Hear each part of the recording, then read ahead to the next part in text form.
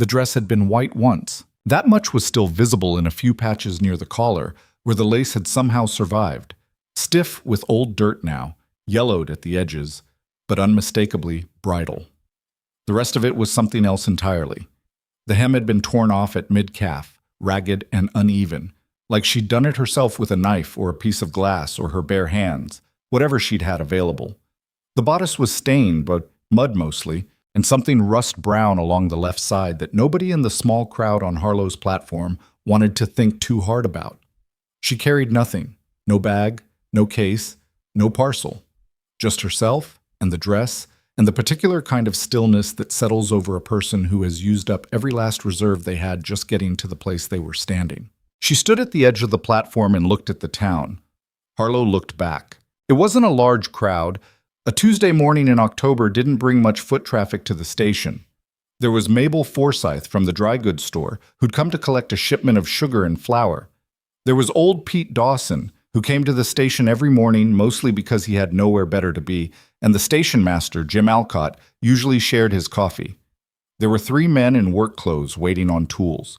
And there were 2 children, a boy of about 7, dark-haired and serious-faced, standing with his hands shoved in his jacket pockets, and a smaller girl, maybe 4, clutching his sleeve.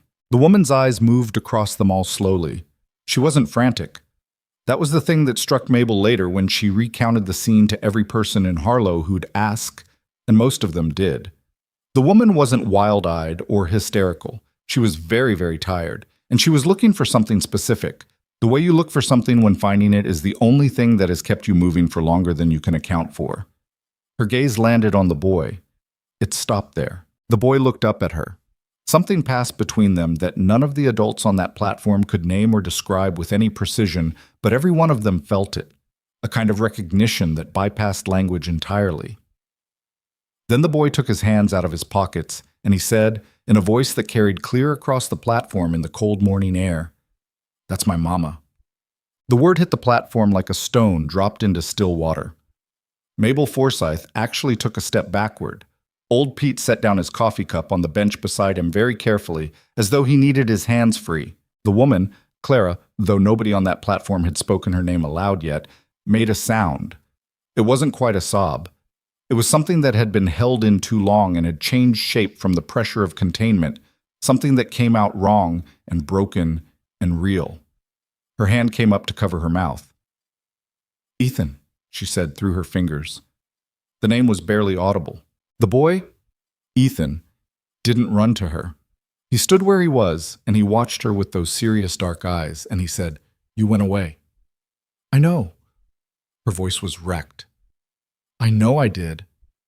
Papa said you weren't coming back. She stopped, swallowed. Her hand dropped from her mouth. "He was told that. He was told wrong." Ethan considered this for a moment with the careful deliberation of a child who had been given too many confusing things to think about in his short life and had developed the habit of taking new information slowly. Then he walked across the platform to her. He didn't throw himself into her arms. He stopped about 2 feet away and looked up at her face, cataloging it with the thoroughness of someone making absolutely certain. She let him look. She stood still and let him look, and her eyes were doing the same thing to him, memorizing, documenting, accounting for every inch of the boy standing in front of her against the boy she'd last seen when he was barely 3 years old. "You look different," Ethan said finally. "So do you." Her voice had gone very quiet. "You're so much bigger." "I'm 7. "I know." A pause. "I counted every one." Ethan reached out and touched the sleeve of the ruined dress. He rubbed the torn fabric between his fingers. "Why are you wearing a wedding dress?" he asked. The question landed in the air with considerable weight. "It's a long story," Clara said. "Okay," Ethan said. And then, with the straightforward practicality that was apparently a characteristic of the Mercer household, he added, "You should probably talk to my papa." Cole Mercer was not at the station. Cole Mercer was 3 miles out of town, fixing the north fence line, which had come down in the wind 2 nights ago and needed to be back up before he could move the cattle. He'd left Ethan with the Alcott family for the morning. Jim Alcott's wife, Ruth, ran an informal arrangement where she looked after several children whose parents worked the early hours. and Ethan had grown up comfortable in that house, with the Alcott daughter as something close to a little sister. He was knee-deep in the work, and he was not thinking about anything except the fencing, because that was how he'd operated for the past 4 years. You focused on what was in front of you. You worked until your hands hurt. You didn't think about things you couldn't fix. Jim Alcott rode out to get him. Cole saw him coming from a quarter-mile off, and something in the angle of the ride, the urgency of it, the way Jim's horse was moving, made him set down the wire he was holding and straighten up. Jim pulled the horse up short and sat there for a second, breathing, and Cole could see him trying to work out how to say whatever he'd come to say. "Just say it," Cole told him. Jim said it. Cole stood at the fence line for a long moment after Jim finished talking. The wind moved through the grass. Somewhere distant, cattle shifted. "She's dead," Cole said. It wasn't a question. It wasn't even a real statement. It was the sound of a man locating the fact he'd organized his entire life around for 4 years. "She's on my platform right now," Jim said, "in a wedding dress. Or what used to be one." Cole looked at the fence. He looked at the pliers in his hand. He set the pliers down on top of the fence post, carefully, the way Pete Dawson had set down his coffee cup, both of them apparently requiring their hands to be empty for what came next. "She say anything?" "She said Ethan's name." Cole pulled himself up onto the back of his own horse. He didn't say anything else. He pointed the horse toward town. She was sitting on the bench outside the station when he rode in. Ruth Alcott had brought her a cup of coffee, because Ruth was the kind of woman who responded to any crisis, large or small, with the immediate production of hot coffee, and Clara had both hands wrapped around the cup like it was the most valuable thing she'd been permitted to hold in a long time. Ethan was sitting beside her, not touching her, just sitting beside her close enough that their shoulders were nearly in contact, with the little Alcott girl on his other side watching Clara with wide eyes. Cole pulled the horse up in the street and got down. He stood at the edge of the boardwalk and looked at her. She looked up at him. He had thought, in the few moments he'd been able to think clearly during the ride in, that seeing her would clarify something, that it would either confirm what he'd been told, that this was some mistake, some other woman, some strange coincidence, or that it would give him something to feel. Anger, maybe. Relief. Grief finishing itself off. What he felt instead was nothing. He had a name for. It was too many things at once, and they were all in conflict with each other, and the net result was a kind of stillness that looked, from the outside, like calm. "Clara," he said. "Cole." Her voice was barely above a whisper. "You're supposed to be dead." "I know." "I got a letter from your father's lawyer. It said—" He stopped, started again. "It said you died. Fever. In Philadelphia." Something moved through her face at the mention of her father. "My father's lawyer," she said, "writes what my father tells him to write." The words sat there. Cole looked at Ethan. Ethan looked back at him with those serious dark eyes and said nothing. "Come to the ranch," Cole said finally. It wasn't an invitation. It wasn't warm. But it was an acknowledgement that this conversation needed to happen somewhere other than the public street, with half of Harlow watching from doorways and windows. Clara set the coffee cup down on the bench and stood up. She winced. Cole noticed it. The careful way she moved, the slight falter before she caught herself. Something in his chest did something he refused to pay attention to. "You need a doctor," he said. "Later," she said. "First we talk." He didn't take her inside the house. The house felt like too much. Too many years of things arranged without her. Too many of Ethan's drawings on the kitchen wall. Too many markers of the life that had been built in the space she'd left. Cole wasn't sure, standing at the front, whether he was protecting the house from her or protecting her from it, and not knowing made him choose the porch instead. They sat in the 2 chairs that faced out toward the land, and Cole sent Ethan inside with a look that said, "Not now," and the boy went without argument, though Cole could see him hovering near the window. Clara sat straight in the chair. She had her hands in her lap, and she was looking at the land. The stretch of grass running out toward the tree line, the gray sky above it, the particular quality of late October light on the Wyoming plain. She looked like she was trying to absorb it through her skin. "My father arranged a marriage," she said, "before Ethan was born. While you and I were—" She paused. "While we were together. He'd made a deal with a man named Hargrove, Douglas Hargrove, Philadelphia money, railroad investments, the kind of man my father wanted to attach himself to. I was part of the arrangement. You didn't tell me. I didn't know. Not until I was 3 months along with Ethan, and my father presented me with the papers and told me the wedding was in 6 weeks. She stopped. I tried to get word to you. I wrote you 3 letters. I don't know if I didn't get any letters. No. She said it with a flatness that told him she'd long since stopped being surprised by this. I didn't think you had. Cole was quiet for a moment. You could have come to me. He had men watching the house. And he told me. She stopped again, and this time the stopping was harder, something catching in her throat. He told me you'd already taken up with someone else, that you'd moved on, that you didn't. She shook her head. I didn't know what was true. I was scared and I was pregnant and he was my father and I believed things I shouldn't have believed. So you married Hargrove. I married Hargrove. Her voice had gone flat again, the way people go flat when they're recounting something that still has teeth in it. Ethan was born. My father told me he died. The midwife who delivered him was on my father's payroll. I was told the baby didn't survive, and I was. She pressed her lips together. I was in no condition to question it. I was ill for weeks afterward. By the time I was capable of asking, they'd had plenty of time to construct the story. Cole thought about this, about a woman recovering from childbirth in a Philadelphia house, being told her baby was dead. He thought about Ethan as an infant arriving in Harlow without a mother, with a story about a woman who'd run off, and the letter that came later about a fever. He'd been so angry for so long that he hadn't thought much about what it meant that the story had been delivered in such careful, complete pieces. Why are you here now? He asked. Because I found out. She turned to look at him. 2 months ago. I found a document in Hargrove's desk, a record of the arrangement. My father and Hargrove and the lawyer. It had everything. Ethan's name, where he'd been sent, an address. Her jaw tightened. I left that night. I took nothing. I left. In a wedding dress. There was a dinner. I didn't have time to. She looked down at the ruined dress, and something that might have been dark humor moved across her face for a brief moment. I've been traveling for 6 weeks. This is what I had. Cole looked out at the land. He should have felt something clear.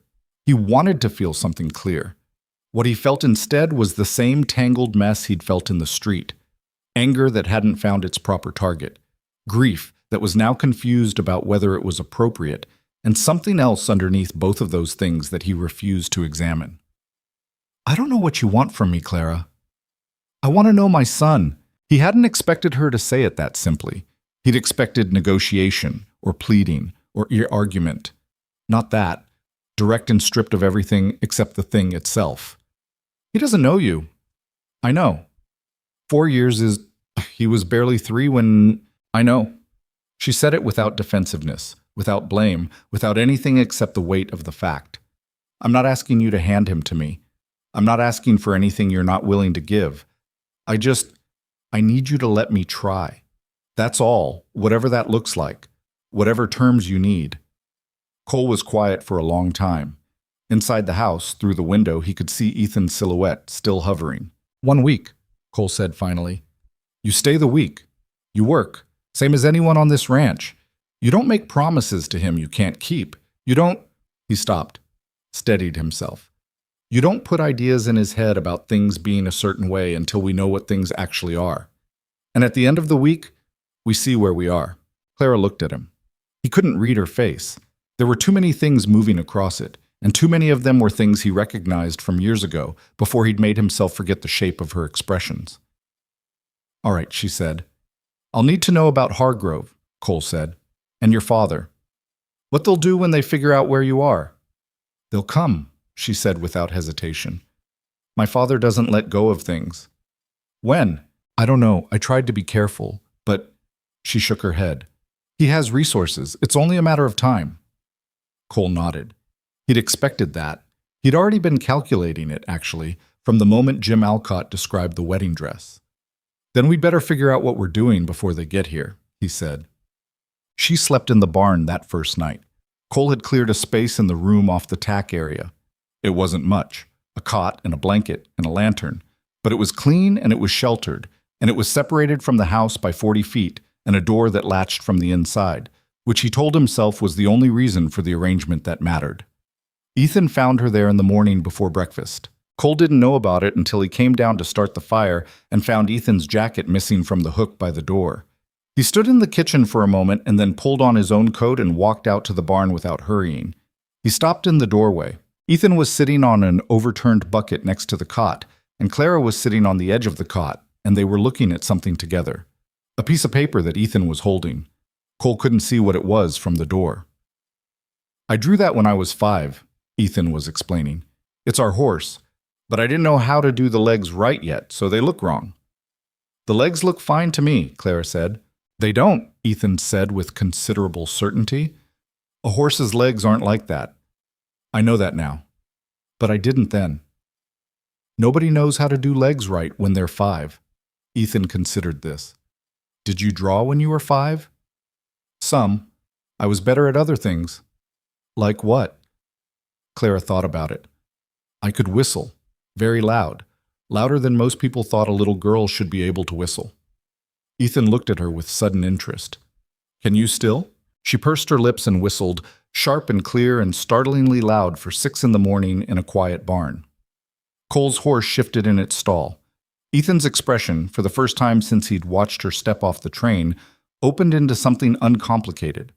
A grin. Unguarded. The way children's faces go unguarded when they forget to be careful. Cole stood in the doorway and watched his son smile at the woman he'd spent 4 years learning to be done with, and he felt the particular unwelcome sensation of something that he thought had closed over and healed, discovering that it hadn't. He made himself make noise coming into the barn, and by the time he reached them, Ethan had straightened up and put his careful face back on, and Clara was looking at Cole with an expression that he couldn't quite read and didn't try to. "Breakfast," Cole said to Ethan. Ethan took his drawings and went. Cole looked at Clara. "I wasn't going to," she started. "I know," he said. "Come inside and eat something. You look like you haven't had a real meal in longer than a week." She got up from the cot, and she winced again, and this time Cole said, "That's not just road travel." She was quiet for a moment. "No." "Hargrove?" Another moment. "My father," she said, "when I was caught trying to leave the first time, about a year ago." She said it the way you say things you've already made your peace with, without drama or particular emphasis, and somehow that was worse than if she'd said it differently. "I tried twice before I actually managed it. The last time worked because I stopped trying to do it gently." Cole looked at her face. He made himself look at all of it. The shadows under her eyes, the way she held herself, the particular quality of someone who has been through something difficult for a long time and has learned to carry it efficiently. He thought about the letter. Fever in Philadelphia. He thought about 4 years of accepting it, of reorganizing his entire interior life around the fact of it. "Come inside," he said again. "Eat. Then we'll talk about what needs doing today." What needed doing was considerable. The ranch was in decent shape. Cole ran it well, with a thoroughness born of necessity. But decent shape and good shape were different things, and Clara could see in that first morning the ways that a one-man operation, however capable the man, developed gaps over time. Fencing that held, but could be better. A kitchen garden that produced but could produce more. A roof on the smaller outbuilding that had been patched so many times the patching was beginning to fail. She didn't say any of this. She didn't offer it. She asked Cole what needed doing, and she did it, without commentary and without complaint. And she did it well enough that by mid-morning Cole had stopped watching her work with the particular attention of someone waiting for her to fail. The work was harder than her body was currently equipped to handle. She didn't say that either. She'd learned, over the years she'd spent in a Philadelphia house with a husband who monitored everything, and a father who visited twice monthly to monitor the monitoring, to manage pain without showing it, and she applied that skill now with a thoroughness that would have alarmed Cole if he'd known what he was looking at. He was watching, though. She could tell. He watched her the way you watch something you're not sure what to do with, neither with overt hostility nor with the softness of someone ready to accept what they're seeing. He was taking inventory, filing observations. She understood it. She'd have done the same thing. Mabel Forsyth came by in the afternoon with a basket on her arm and an expression of frank curiosity that she didn't bother to disguise. Mabel was a woman who operated on the frontier, understanding that the direct approach saved everyone time. "So you're really her," Mabel said, looking at Clara with the assessment of someone who has heard a story and is now comparing it to the physical evidence. "I'm really her," Clara said. "We all thought you were dead." "I know. Cole didn't talk about it much, but you could tell." Clara stopped what she was doing. She'd been hauling water from the well, which was making her left side hurt in a way she was working hard to ignore, and looked at Mabel. "I appreciate you saying that," she said. Mabel made a sound that wasn't quite agreement and wasn't quite dismissal. "Don't know what to make of you yet," she said frankly. "But I brought food because whatever the situation is, that boy could use proper cooking. No offense to Cole." "None taken on his behalf," Clara said. Something in Mabel's expression shifted almost imperceptibly. A small assessment, recalibrated. "I'll put it in the kitchen," Mabel said, and went inside. That night, after Ethan was in bed, Cole and Clara sat at the kitchen table with the remains of Mabel's food between them, and Clara said, "I need to tell you about the letter." Cole looked up. "The one you received when Ethan was... just after Ethan was born. The one saying I was dead." She wrapped her hands around her coffee cup. "My father had it written and sent before I knew anything about it. I found the draft of it. In the same place I found the document about Ethan." She paused. "He had it ready. He'd prepared it before Ethan was even born because he needed to close the connection. You couldn't still be a factor if he was going to marry me to Hargrove. So he..." She stopped. "So he killed you off," Cole said, his voice very level. "On paper," she said. "Yes." Cole was quiet for a long time. "I also wrote you a letter," Clara said, "after Ethan was born when I still thought he was alive, before they told me he hadn't survived. I don't know if you ever received it." "I didn't." "No?" She looked at the table. "But I wrote it. I wanted you to know..." She stopped again, and when she started again, her voice was careful. "I wanted you to know that I hadn't chosen any of it, that if I could have come back, I would have. I wrote it because I needed to say it even if you never heard it." Cole got up from the table and went to the window. He stood with his back to her. "Cole, I need a minute," he said. She gave him the minute. Outside, the Wyoming night was very still. The grass moved in the wind and the stars were out sharp and cold above the plains. "I believe them," Cole said finally, to the window. "Both times. I believed the letters. I know. I was so..." He stopped. His hand closed on the windowsill. "I was angry. For a long time I was angry because I thought you'd chosen it. Your father's money and that life. And I told myself you'd made a choice. And then when the second letter came, You grieved," she said. "I tried not to." His voice had gone rough. "I had Ethan. I didn't have time to..." "Cole." He turned. She was still sitting at the table looking at him, and her face was very tired and very open, and it occurred to Cole that he hadn't seen her face like that, without any armor on it, since the last night they'd spent together before everything fell apart, a lifetime ago, in a different world. "I know I can't give back what was taken," she said. "I'm not asking you to pretend it didn't happen. I'm here, whatever that's worth." Cole stood at the window and looked at her. Outside, the wind moved through the grass. He thought about the letter he hadn't written back to 4 years ago. He thought about the letter he'd received and believed. He thought about Ethan's face on the platform that morning, saying, "That's my mama," with the certainty of a child who recognizes something he's been missing without ever quite having words for what it was. He thought about the way she'd winced, getting up from the chair, and the careful way she'd said "my father" when he'd asked who'd hurt her. "Get some sleep," he said finally. "There's a lot of work tomorrow."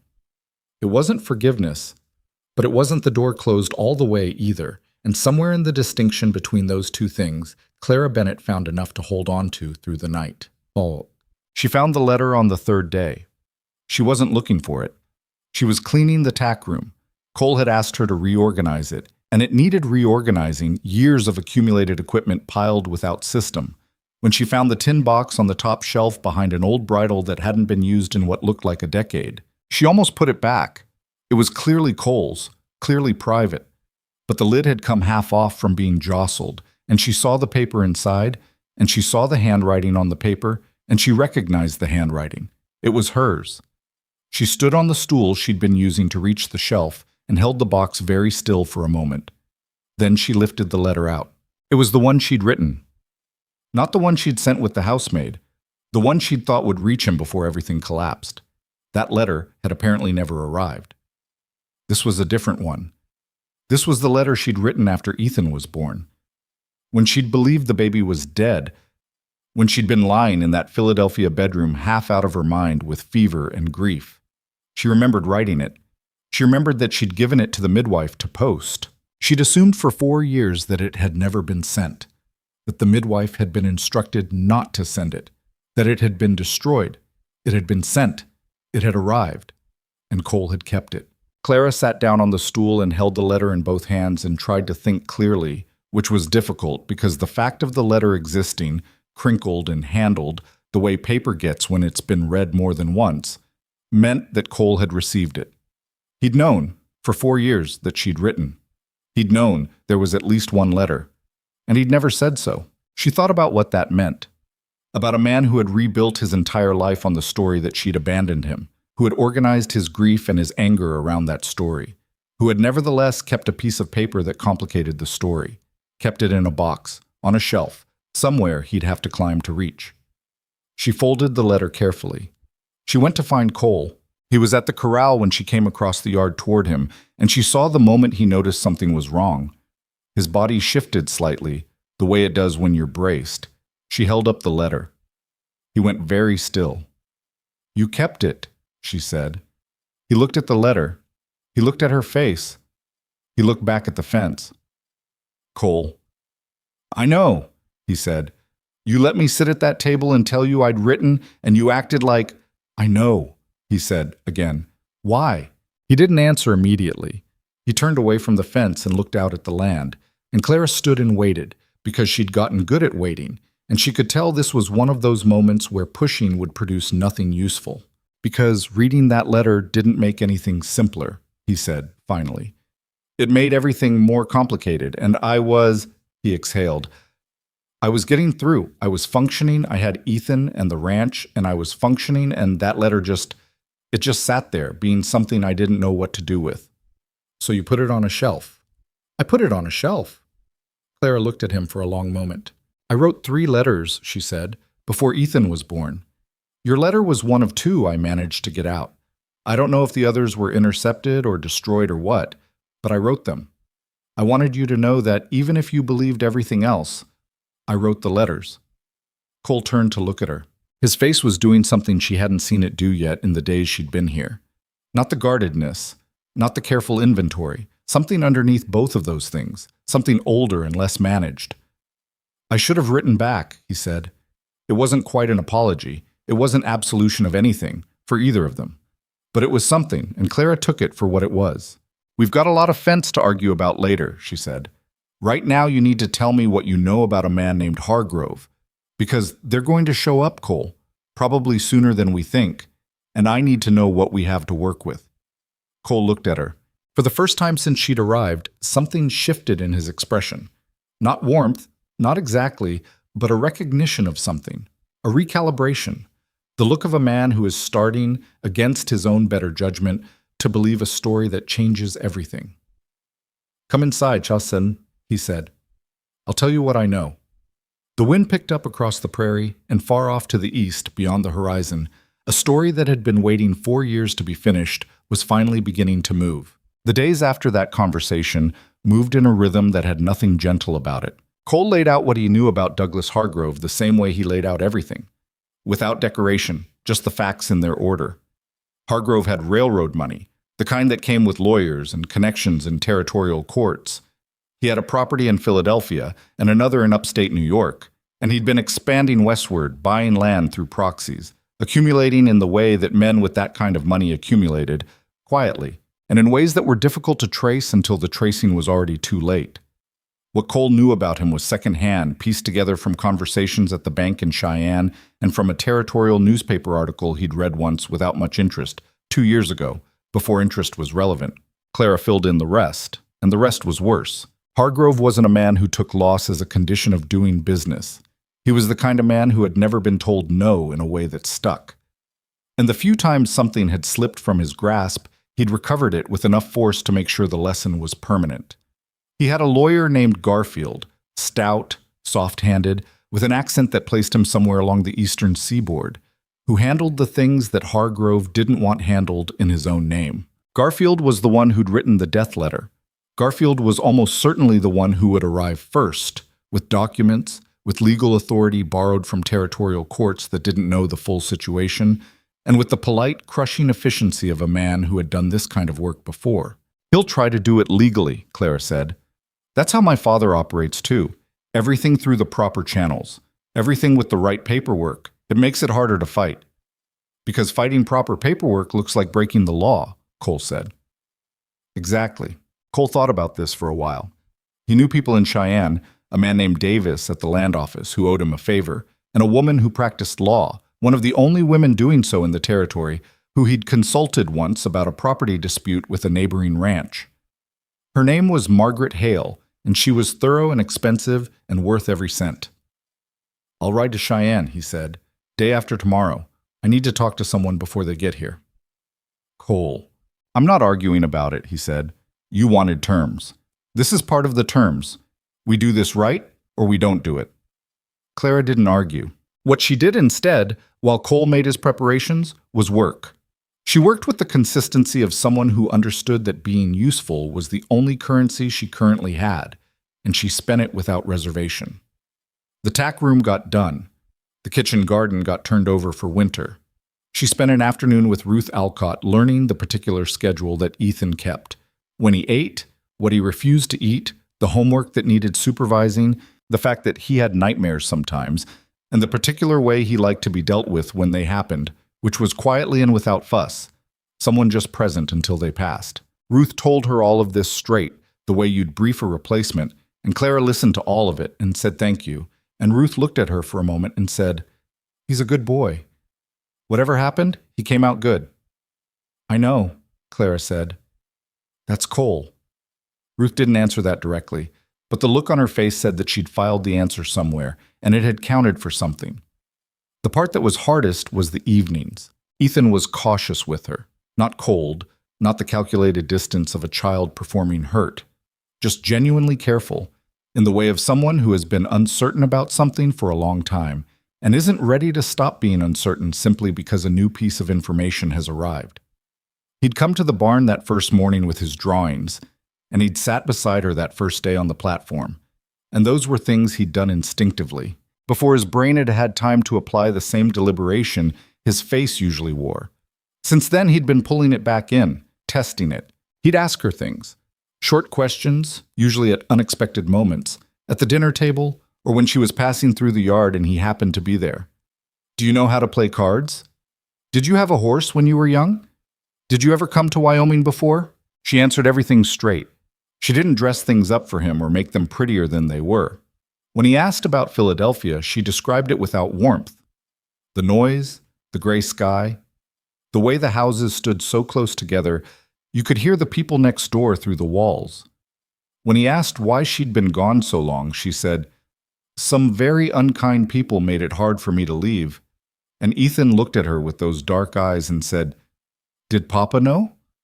And she said, Not until now. And Ethan thought about that for a moment and went back to his food. He didn't ask more than once about any one thing, but he kept asking new things. She took that as a sign. On the evening before Cole left for Cheyenne, all three of them were in the kitchen, and Ethan was doing arithmetic at the table while Cole went through papers, and Clara was doing something with the leftover food from dinner, trying to be useful in the small ways that added up over time. The kitchen was warm from the stove, and outside it was fully dark, and the wind had come up. Ethan put his pencil down and said, without looking up from his paper, Are you going to stay? Cole stopped going through his papers. Clara set down what she was holding. That's complicated to answer right now, she said carefully. Because of Papa? Because of a lot of things. She pulled out the chair across from him and sat down. There are some people who don't want me to be here. Your father is working on making sure they can't stop me. But until that's settled, she paused. I can't make you a promise I don't know I can keep, and I'm not going to do that to you. Ethan considered her for a long moment. Papa says not to make promises unless you mean to keep them. Your father's right about that. He's right about most things, Ethan said, with a certainty that was both straightforward and somehow a little sad. He has to be. There's just him. Clara looked at the boy across the table and felt something that she had no clean word for, something that was part grief and part wonder and part the specific ache of looking at 7 years of a person's life that you were not in. There's not just him anymore, she said quietly. Whatever else happens, there's not just him. Ethan picked up his pencil. He didn't respond to that, but he didn't look away from her when he did it, and that small thing, the holding of eye contact, told her that the words had landed somewhere they'd been received. Cole, across the table, had gone back to his papers, but his jaw had shifted, and Clara had learned enough in the past few days to read that as the outward marker of an interior thing he was choosing not to put words to yet. The wind pushed against the windows. Outside, somewhere beyond the horizon, the clock was still running. Cole left for Cheyenne in the gray of early morning, and Clara and Ethan were alone on the ranch for the first time. She'd been apprehensive about it and refused to let herself show the apprehension, because apprehension was a luxury she didn't have, and also because showing it would have been a kind of asking Ethan to reassure her, which was not his responsibility and was absolutely not the right foot to get off on. So she started the morning the way she'd started every morning on the ranch. Work. Fire, water, the tasks that the day required. Ethan came down and watched her for a while from the bottom of the stairs, in the specific way of a child who is deciding whether to engage. Then he said, "You're doing the fire wrong." Clara looked at the fire, which was burning perfectly adequately by any reasonable measure. "Am I?" she said. "The big log goes at the back. Papa puts the big log at the back so it burns longer." Clara moved the big log to the back. "Like that?" she asked. Ethan came all the way into the kitchen. "Yeah," he said. He went to the cabinet and got himself a cup and poured water from the pitcher with the careful precision of a child who had been doing this task for a while and was proud of his accuracy. Then he sat down at the table and watched her. "What do you normally have for breakfast?" Clara asked. "Oatmeal. Papa makes it thick. Not soupy. Thick, all right. He puts a piece of brown sugar on top, but only one piece. He says more than one piece is how you get soft." Something about the way Ethan said it, deadpan and exactly quotational, made Clara laugh. It came out before she could manage it, a real laugh, short and surprised. Ethan looked at her. "Sorry," she said, getting herself back together. That sounds like something he'd say." Ethan very slowly let the corner of his mouth go up. Not a full smile. Half of one. But it was the first one he'd directed at her since the platform, and Clara turned back to the oatmeal so that her face wouldn't do anything that would make him pull it back. She made the oatmeal thick and put one piece of brown sugar on top and set it in front of him and watched him eat it with the particular satisfaction of a woman who has been denied small domestic pleasures for a very long time and finds them, unexpectedly, to be enormous. They spent the morning tolerating each other's company, which was, Clara thought, exactly the right word for it. Not enjoying, so it was too soon and there was too much accumulated unfamiliarity for enjoyment to be accurate, but tolerating in the better sense of the word, existing in the same space without it being difficult. Ethan corrected her twice more on ranch procedures with the authority of a child who has been absorbing his father's methods for years and takes them very seriously. She accepted both corrections without argument, and he accepted her acceptance with the slight increase in ease that comes when you discover someone isn't going to fight you on the things you know. By midday, she was fairly sure they were both feeling something that neither of them would have been able to name, but that sat in the room between them like a kind of tentative, fragile possibility. Then the two riders came up the road. Clara saw them from the kitchen window. Two men on horseback, moving at a pace that wasn't urgent but wasn't casual either. The kind of pace that says we know where we're going and we've decided to arrive. She dried her hands on a rag and went to the door before they reached it. The man who got off his horse first was not Garfield. She'd half expected Garfield, but this was someone she didn't recognize. Tall, raw-boned, with a face like old leather and eyes that took inventory of the yard in a single sweep. The second man stayed mounted.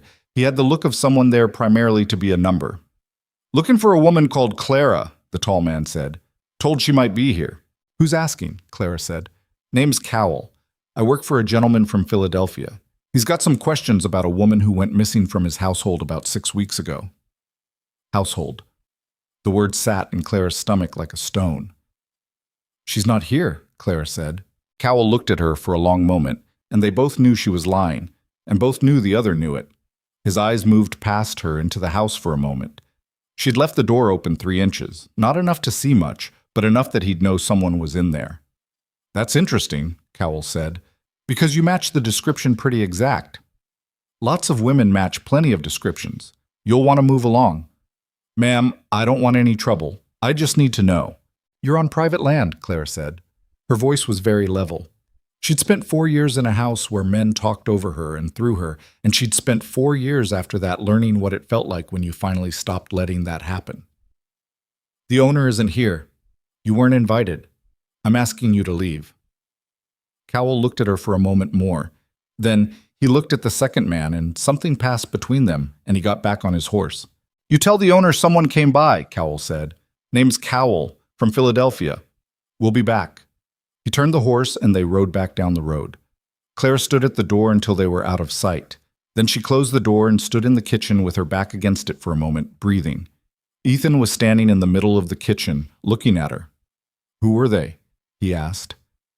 Men who work for someone I used to know, she said. Back east. Are they going to come back? She looked at him, at the small, serious face, at the careful eyes, at a 7-year-old boy who had grown up on a frontier ranch and understood, probably better than most children his age, that the world sometimes sent trouble to your door. Probably, she said. But your father is working on it.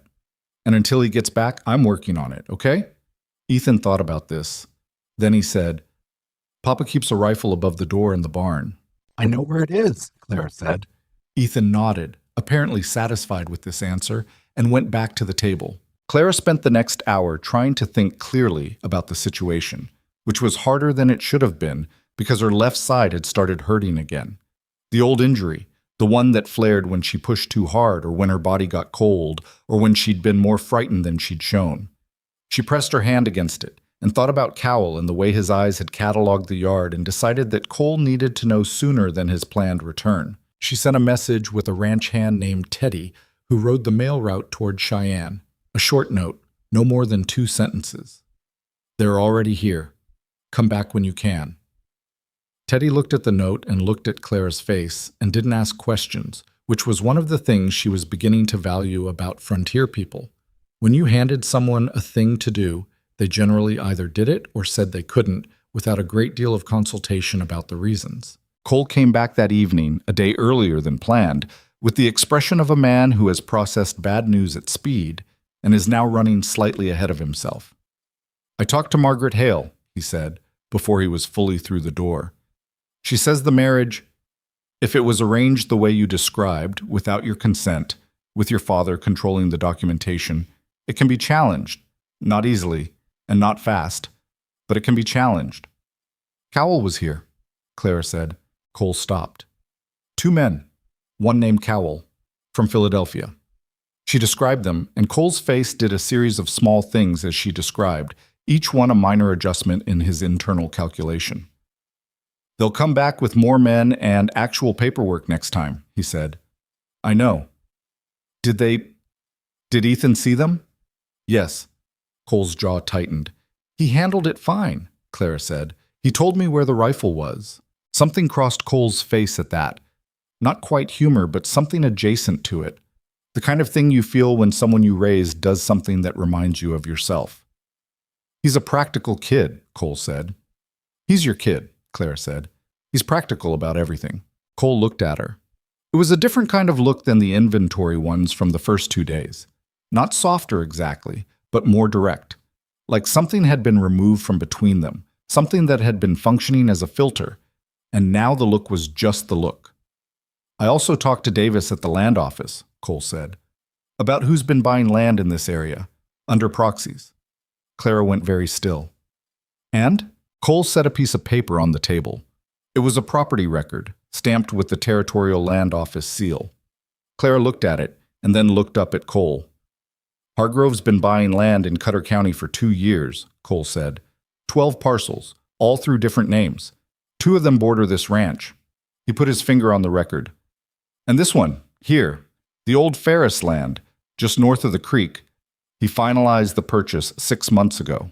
Clara looked at the name on the record. It wasn't Hargrove. It was a company name, 3 words strung together in the way of businesses designed to obscure, but she recognized one of the words, a word her father had used in conversation once, attached to an investment he'd been particularly pleased about. He was planning this before I left, she said. I think so, Cole said. I think the land was always the point. You were... He paused, choosing the word carefully. You were part of the arrangement, but the land is the actual business.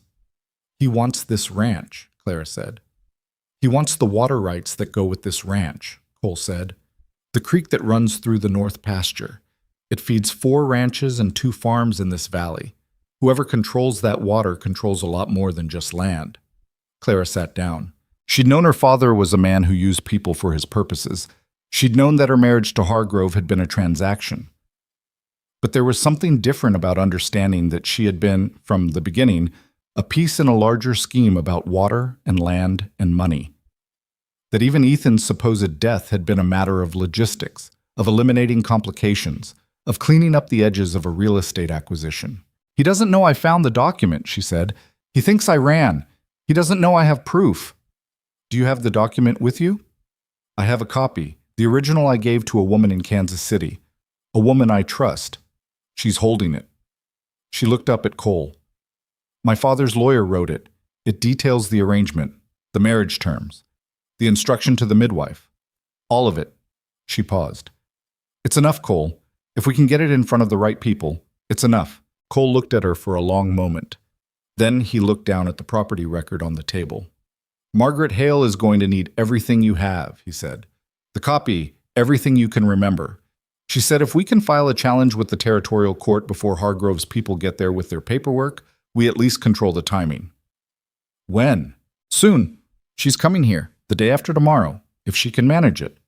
He looked up. She's bringing a colleague from Denver, someone who's dealt with this kind of arrangement before. Clara nodded. Outside, the night had come fully down over the ranch, the same heavy dark that she remembered from years ago, the kind of dark that existed only out here, where there was enough distance from everything that the sky could be genuinely black and the stars genuinely bright. She'd forgotten that particular dark. She hadn't realized how much she'd held on to it until she'd come back to it. I need to ask you something, Cole said. He was still at the table, and he was looking at the property record, not at her, which told her the question was one he'd been working up to. Ask, she said. The document you found, the one that proves what your father did, the instruction to the midwife. He stopped. It says they took Ethan, that they arranged for him to be brought here to me. Yes. So your father knew where he was, the whole time. He knew Ethan was alive and with me, and he let you believe, yes. The word landed between them and stayed there. Cole put his hand flat on the table. Not a fist. Flat, like he was pressing down on something, keeping it in place. I don't have a word for that, he said very quietly. I've had some time with it, Claire said. It doesn't get easier. It just gets, farther away. A little. Cole looked up at her. His face right now had nothing professional about it. No inventory, no guardedness, no careful distance. It was just a man at a table confronting a fact that had broken something open in him, and the rawness of it was something Clara hadn't let herself look at directly yet, because looking at it directly felt like standing too close to a fire. I'm sorry, he said. She blinked. For what? For believing them. For not... He stopped, tried again. For all of it. For every day that was a day you were trying to get back, and I was here thinking you'd chosen to leave. Clara looked at her hands on the table. You didn't know, she said. I should have. Cole. She waited until he looked at her. You raised our son. You worked this land and you raised him right, and you didn't give up on either of those things. That's not nothing. That's not something you apologize for. Cole held her gaze. The firelight moved across his face. We're not... He stopped. I know we're not, she said. "I'm not asking for anything you're not ready to give. That's not why I came back." She held the look steady. "I came back for Ethan, and I came back because it was the right thing to do. That's all." It wasn't quite true, and they both knew it. But it was the right thing to say in that particular moment, when there was too much of everything and not enough time to sort any of it out correctly. Cole nodded. He stood up and went to the window and stood there for a moment, looking at the dark. "Mabel's husband, Frank, wants to talk to you," he said, his voice returning to something more workmanlike. "He's been having trouble with his north fence line, too, and I think he's starting to put together what I put together at the land office. He's going to want to know what you know." "I'll talk to him." "And Doc Presser's been asking about you. Says Mabel told him you were moving like something was hurt and he wants to look at it." Clara opened her mouth. "That's not optional," Cole said, before she got anything out. "That one's not a discussion." She closed her mouth. "All right," she said. He turned from the window. "We start early tomorrow. I need you to help me with the north pasture, and I want it done before Margaret Hale gets here." He looked at her. "And after that fence is done, I want you to tell me everything. About Philadelphia, about Hargrove, about your father. Everything you know, all of it." "That'll take a while," she said. "We've got time," he said. "For now." He went upstairs. Clara sat at the kitchen table for a while longer, in the warmth from the stove, in the dark outside the window, in the particular quiet of a house where a child was sleeping and a man was 3 rooms away, and the complexity of all of it was enormous and still. Somehow, not as heavy as the years she'd spent carrying the absence. She thought about Ethan's half-smile over the oatmeal that morning. She thought about Cole's hand flat on the table, pressing something down. She thought about Cowell's eyes taking inventory of the yard. The night pressed against the windows, and somewhere east of the Wyoming horizon, forces were already in motion. Her father's money, Hargrove's lawyers, the machinery of men who controlled things through paperwork and patience, and the steady application of pressure. She'd lived inside that machinery for 4 years. She knew its rhythms. She knew how long it took to warm up, and she knew, better than anyone, how thorough it was when it finally arrived. She also knew something those men didn't know. She had the document. She had Margaret Hale coming in 2 days. She had Cole, who was angry in ways he hadn't fully processed yet, and anger, properly directed, was a considerable resource on the frontier. She had Ethan, who had said "that's my mama" to a platform full of strangers and was currently upstairs sleeping in a house where, for the first time in a long time, the count of people who would fight for him had quietly doubled. Clara Bennett stood up from the table, banked the fire down for the night, and went to her cot in the barn. She was still in pain. She was still scared. But she was also, for the first time in 4 years, in the right place. Margaret Hale arrived on a gray Thursday morning in a wagon she was driving herself, which told Cole something about her before she opened her mouth. She was a compact woman in her mid-40s, with dark hair pulled back with the efficiency of someone who didn't think much about her hair, and she wore a coat that had seen considerable use and a pair of boots that were built for walking rather than appearance. The man beside her, the colleague from Denver she'd mentioned, was younger, thin-faced, with the look of someone who spent most of his time reading documents and had recently been surprised to discover that the world outside those documents was cold and large. His name was Aldous Webb.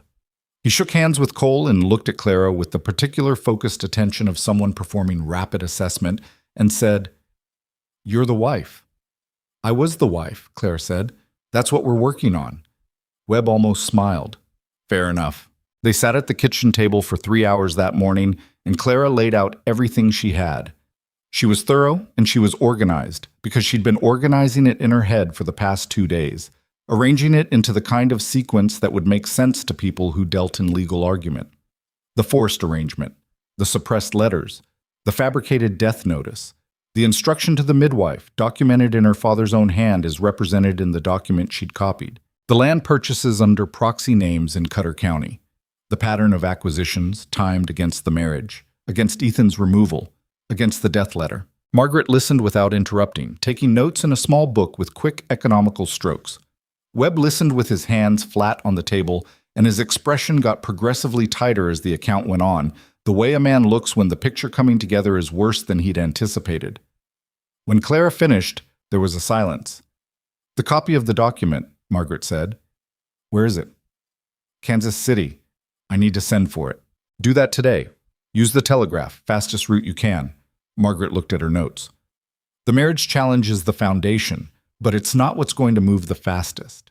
What moves fastest is the fraud on the land acquisitions. If Hargrove has been using proxy names to circumvent territorial ownership limits, that's a federal land office matter, and it moves faster than a domestic court challenge. My father has people in the territorial court, Clara said. Your father doesn't have people in the federal land office, Margaret said. Davis at the land office in Cheyenne has already flagged the proxy purchases. Cole told me about that on the ride. If we file the federal complaint before Hargrove's lawyers arrive with their paperwork, we create a competing legal action that complicates their ability to move on anything in this territory. It won't stop them, but it slows them down. How long does that buy us? Cole asked. Weeks, if we're lucky. Possibly more. Long enough for the document from Kansas City to arrive and long enough to build the challenge properly. Margaret looked at Clara. But I need you to understand something. The challenge is going to be public. Everything you've described, the arrangement, the marriage, what was done to you, what was done with your son, it becomes part of a court record. People in this territory will know all of it. Clara looked at her steadily. Good, she said. Margaret held her gaze for a moment, then wrote something in her book. All right, she said, let's get to work. The telegraph went out that afternoon. 2 days after that, Cowell came back. He wasn't alone this time. He had 4 men with him, and he had a man in a suit who was not Garfield. Garfield, Clara knew, would come later when the soft approach had either worked or definitively failed, but had the manner of someone dispatched in advance to prepare the ground. His name, he announced, was Prescott, and he was a representative of Mr. Douglas Hargrove of Philadelphia, and he had a legal instrument pertaining to the return of a ward. He said the word ward with considerable confidence. Claire was in the yard when they arrived. Cole was beside her, and Frank Forsyth, Mabel's husband, who had indeed come to talk after Cole's return from Cheyenne and had left that conversation with his jaw set in a way that meant he'd decided something, was leaning against the fence post near the gate with the relaxed stance of a large man who has nothing particular to prove. Ward, Cole said. He said it with a flatness that could have been cut glass. Mr. Hargrove has legal documentation establishing his right to the care and return of his wife, Prescott said. He was trying to sound official and mostly managing it, though something around his eyes told Clara he'd been briefed for a cooperative situation and was now recalibrating for one that wasn't. Mrs. Hargrove left her household without consent and without— My name is Clara Bennett, Clara said. It's the name I was born with. It's the name I intend to keep. Prescott looked at her. He blinked once, slowly, like a man who has encountered an obstacle that wasn't on his map. The document I have is a legal instrument from a Pennsylvania court. You're in Wyoming territory, Frank said from his fence post, without any particular emphasis. Just a statement of geography. The instrument is recognized across— Is it recognized by the Federal Land Office? Margaret Hale's voice came from the doorway of the house. She walked out onto the porch with her small notebook in her hand and the particular unrushed manner of someone who has been waiting for the precise moment to speak. Because we filed a complaint with the Federal Land Office in Cheyenne yesterday afternoon regarding unauthorized proxy land purchases in Cutter County. Several of those purchases are registered to holding companies with direct connections to Douglas Hargrove. You can, of course, pursue your instrument, but you'll be doing it while that complaint is being investigated. She looked at Prescott with the expression of someone offering directions, helpful and entirely neutral. I'd suggest telegraphing Mr. Hargrove before you take any further action here. Prescott looked at her. He looked at Clara. He looked at Cole, who had not said anything in some time but had the quality of a man who doesn't need to say much to communicate a great deal. He looked at Cowell, who was looking at Frank Forsyth, still leaning on the fence post with that particular relaxed stillness. We'll be back, Prescott said. We'll be here, Cole said. They rode out. The moment they were past the gate, Frank straightened up from the fence post and said, They'll send more next time. I know, Cole said. You're going to need more than one fence post's worth of presents, Frank said. I'll talk to the other ranchers tonight. There are 6 families in this valley with water rights connected to your creek. Once they understand what Hargrove's been buying up, they'll be interested in the conversation. Cole looked at him. You don't have to get pulled into this. Frank looked back at him with the expression of a man who considers that statement mildly offensive. Cole, he's been buying the land out from under all of us. I'm already in it. He looked at Clara. No offense meant to your situation, ma'am, but I've got my own reasons for wanting this particular gentleman's plans disrupted.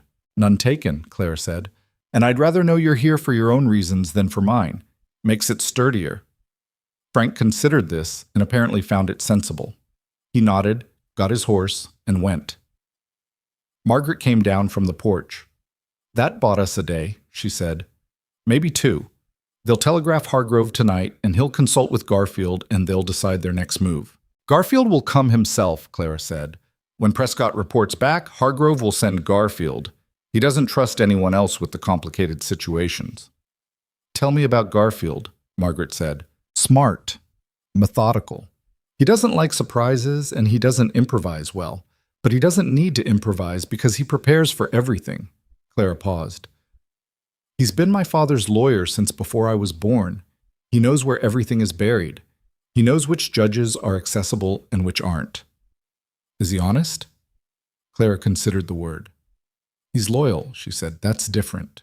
Margaret wrote something in her book. Then we want him rattled before he gets his footing. If the federal complaint is already moving when he arrives, and if the community is already organized, he loses the element he relies on most, which is the belief that he has no real opposition. She looked up. Which brings us to the thing I want to talk to you about. Clara waited. Clara, you need to be public, Margaret said, not just in court documents. Here, in this community. You need to tell your story in the open, to the people who live in this valley, before Garfield gets here with his version of it. She paused. Hargrove's men have been in town. They've been talking to people, framing you as a woman of unsound mind, as an estranged wife making false accusations, as a disruption to the legal transfer of property. It's already happening. If you wait until the court process to tell your side, you'll be correcting a story people have had time to settle into. Clara looked at her. I know what that means, she said. I know you do. They'll talk about what happened to me. They'll have opinions about it. They'll have opinions regardless, Margaret said. The question is whether they're forming those opinions from your account or from Hargrove's. Clara stood in the yard in the cold October air, and she looked at the land, the flat stretch of it running out toward the tree line, the sky overhead doing that particular Wyoming thing where it seemed to go on forever in every direction. She thought about the 4 years of rooms she'd spent inside, rooms with windows that looked out on streets and gardens, rooms where what she thought and what she said were things that belonged to other people, curated and managed and delivered back to her in the shape that suited the men who controlled them. She thought about Prescott saying the word ward with confidence. She thought about Ethan at the kitchen table, asking if she was going to stay. Set it up, she said. Cole looked at her. He'd been quiet through all of this in the way he'd been quiet most of the time when it concerned the legal and strategic elements, listening, filing, occasionally asking a pointed question, but now he looked at her with something more direct. You sure? He asked. No, she said honestly, but I'm doing it anyway. The meeting happened 2 days later at the Alcott House, which was the largest private space in Harlow suitable for gathering. Ruth Alcott had spread the word in her own efficient way, which was to say she'd told 4 people, and within 24 hours the whole town knew there was something to attend. 14 adults came. It wasn't every family in the valley, but it was most of them, and it included Frank Forsyth, the Delacroix brothers who ran the farm on the Eastern Creek branch, old Pete Dawson representing no one in particular except himself, and probably the general opinion of the older generation, and a woman named Iris Shelby who ran the boarding house and had, as far as Clara could tell, functioning intelligence connections to every piece of information that moved through Harlow. Clara stood at the front of the room and she told them. She didn't soften it and she didn't perform it. She told it the way she'd told Margaret, straight in sequence, with the specific details that made it real rather than the general shape of a story. The arranged marriage, the letters that never arrived, Ethan's birth, and the lie that followed. 4 years in a Philadelphia house under a husband who was part of a land scheme that had been running since before she'd been married off to service it. The document she'd found. The 6 weeks of travel in a ruined dress to get back to a son she'd been told was dead. The room was very quiet. When she finished, nobody said anything for a moment. Then old Pete said, "And your father arranged all of this?" "Your own father." "Yes," Clara said. Pete sat with this for a moment and then made a sound of thoroughgoing disgust and said nothing else. Iris Shelby said, "Hargrove's men have been in my boarding house for 3 days. Cowell and 2 others. They've been asking about Cole's water rights. Not about you. About the creek." "That's the business," Clara said. "That's what it's always been. I was a mechanism for securing the water rights through the marriage and the land. When the mechanism became a problem, they would have dealt with me the way they've dealt with everything else." "What does dealt with mean?" one of the Delacroix brothers asked. Clara looked at him steadily. "It means I wouldn't have been a problem for much longer." The room absorbed this. "So what do you need from us?" Frank Forsyth asked. "I need you to know the truth before Garfield gets here with the other version," Clara said. "I need you to understand that when Hargrove's lawyer arrives and starts talking about legal instruments and territorial courts and the rights of husbands over wives, he's not talking about justice. He's talking about property. He's talking about your water." She looked around the room. "You have the same right to that creek as we do, and he's been buying up everything that surrounds it for 2 years. Once he controls the land, he controls the water, and once he controls the water, he controls the valley," Frank said. "He controls the valley," Clara said. The quiet that followed was different from the first one, less stunned, more considered, the kind of quiet that happens when people are rearranging their understanding of something they thought they understood. Ruth Alcott said from the back of the room, "What happens to your boy if they take you?" Clara had expected a lot of questions. She hadn't expected that one, or the particular way it landed. Direct, maternal, asking the thing that other people might have thought but framed differently.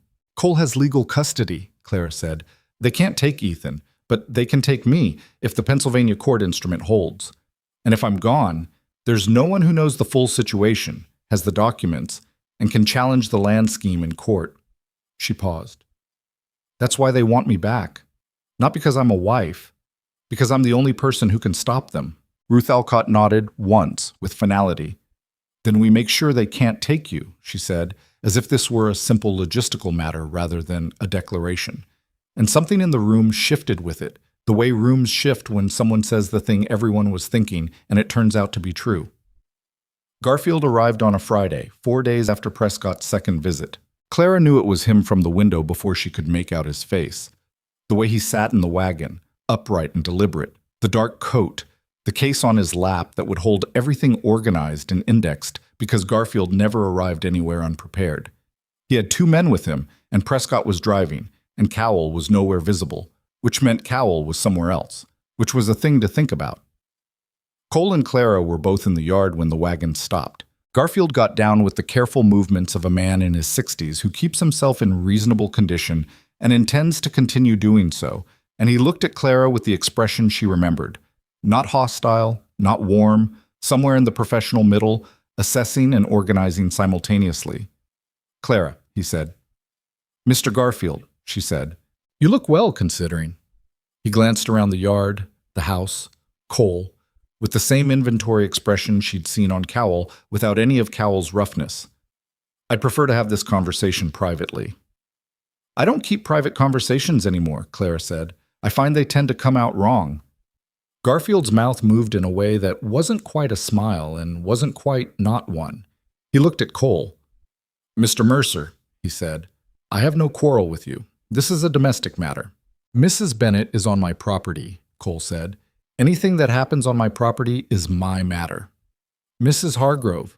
"Bennett," Clara said. Garfield exhaled, slow and measured. He opened his case and removed a document and held it in his gloved hand. "I have a writ from the Court of Common Pleas in Philadelphia County. It establishes Douglas Hargrove's legal authority as husband to—" "The Federal Land Office complaint is already filed," Margaret Hale said. She came around the corner of the house, and Clara could see Garfield recalibrate the moment he saw her, the small adjustment of a man encountering something that wasn't in his preparation. He knew Margaret Hale's name. Clara could tell by the way he looked at her that he knew exactly who she was. "Miss Hale," he said. "Mr. Garfield?" Margaret's voice was pleasant. "The complaint references proxy purchases in Cutter County connected to your client going back 22 months. The land office investigator is expected in Harlow next week. She paused. I also sent a letter to the Philadelphia Bar Association last Thursday. A courtesy notice regarding certain documentation that your office produced, including a death notice for a living woman. They're considering whether the matter warrants a review. Garfield was still looking at her. His expression hadn't changed in any large way, but something underneath it had shifted, something in the set of his shoulders, in the precise quality of his stillness. You're operating quickly, he said. We had advance notice, Margaret said. The document you're referencing is a copy, Garfield said. And copies? The original is currently in transit from Kansas City, Clara said. It'll be here in 4 days. Garfield looked at her. It's in your handwriting, Mr. Garfield, she said, with my father's signature and Douglas Hargrove's signature and the name and address of the midwife in Philadelphia who delivered my son and told me he was dead. She held his gaze. I spent a lot of years believing things I was told. I'm done with that. Whatever happens in court, that document exists, and it describes exactly what was arranged, and it describes it in the handwriting of the man who arranged it. The yard was very quiet. Garfield looked at Clara for a long moment. He looked at Margaret. He looked at Cole, who was watching him with the expressionless attention of a man who has been patient for a long time and is currently extending that patience as a courtesy. He put the writ back in his case. I'll need to consult with my client, he said. Of course, Margaret said. We'll be here. Garfield got back into the wagon. Prescott turned it around, and they went back down the road, and Clara watched them go with her arms crossed over her chest and the particular sensation of someone who has been braced for a blow and felt it come and found that they are still, in fact, standing. Cole said low beside her, He'll telegraph Hargrove tonight. Yes, Clara said, and Hargrove will tell him to push harder, probably. So this isn't done. It's not done, she said, but it's different now. She looked at him. When I came here, I had nothing except the copy and the hope that you'd let me stay long enough to fight. Now we have the federal complaint, and Margaret, and Frank, and the other ranchers, and the town knows the truth. She paused. He can still hurt us, but he can't do it quietly anymore. And men like my father and Douglas Hargrove, they only win when they can do it quietly. Cole looked at her. When did you figure that out? He asked. About 3 years into a Philadelphia house with no way out, she said. Plenty of time to study how it worked. That evening, she found Cole in the barn after Ethan was in bed, checking the horses with the careful thoroughness that was, she'd learned, the thing he did when he needed to occupy his hands while his mind worked something through. She stood in the doorway for a moment before he acknowledged her, and when he turned, she held up the tin box. The one from the shelf. I've been thinking about this, she said. Cole looked at the box. You kept it because some part of you didn't believe them, she said. Even back then, some part of you wasn't sure. He didn't answer. I'm not saying that to argue about it, she said. I'm saying it because I think you've been carrying that, the not being sure, for 4 years, and that's a heavy thing to carry alongside everything else. She set the box down on the stall door. I don't need you to have believed me from the beginning. I just need you to believe me now. Cole looked at the box for a moment. I believe you, he said. Came out rough, like it had been held somewhere tight and hadn't been used in a while. I've believed you since the day you showed me the property record, and I looked at those proxy names. Maybe before that. Clara nodded. She turned to go. Clara? She stopped. Cole was looking at her from across the barn, and his face had the same quality it had had at the kitchen table that night. Unguarded, the armor fully off, just a man looking at a woman across a space that used to be smaller. Thank you, he said, for coming back. Whatever it cost you, for coming back. Clara stood in the doorway of the barn in the October dark and felt the words land in the place they were meant for, which had been empty for a very long time. Ethan needed me, she said. There was never a version of this where I stopped trying. She went back to the cot in the tack room. But that night she didn't dream about Philadelphia or the locked rooms or the long blank years. She dreamed about the ranch and the land and the creek running clear in the north pasture, and Ethan's half-smile over a bowl of thick oatmeal. She dreamed about something that wasn't quite yet real but was getting, slowly and with considerable difficulty, closer.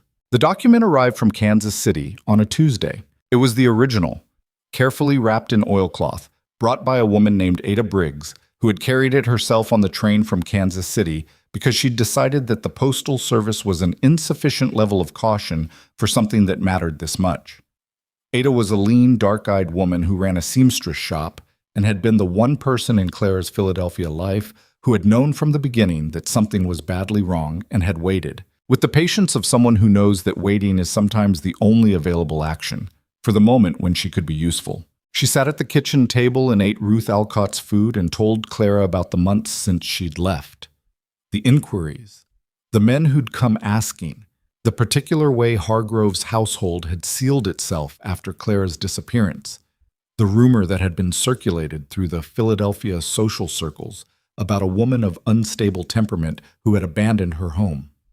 "He's embarrassed," Ada said. "More than he's angry. Douglas Hargrove doesn't get left. That's the part he can't stand." "He can stand it or not," Clara said.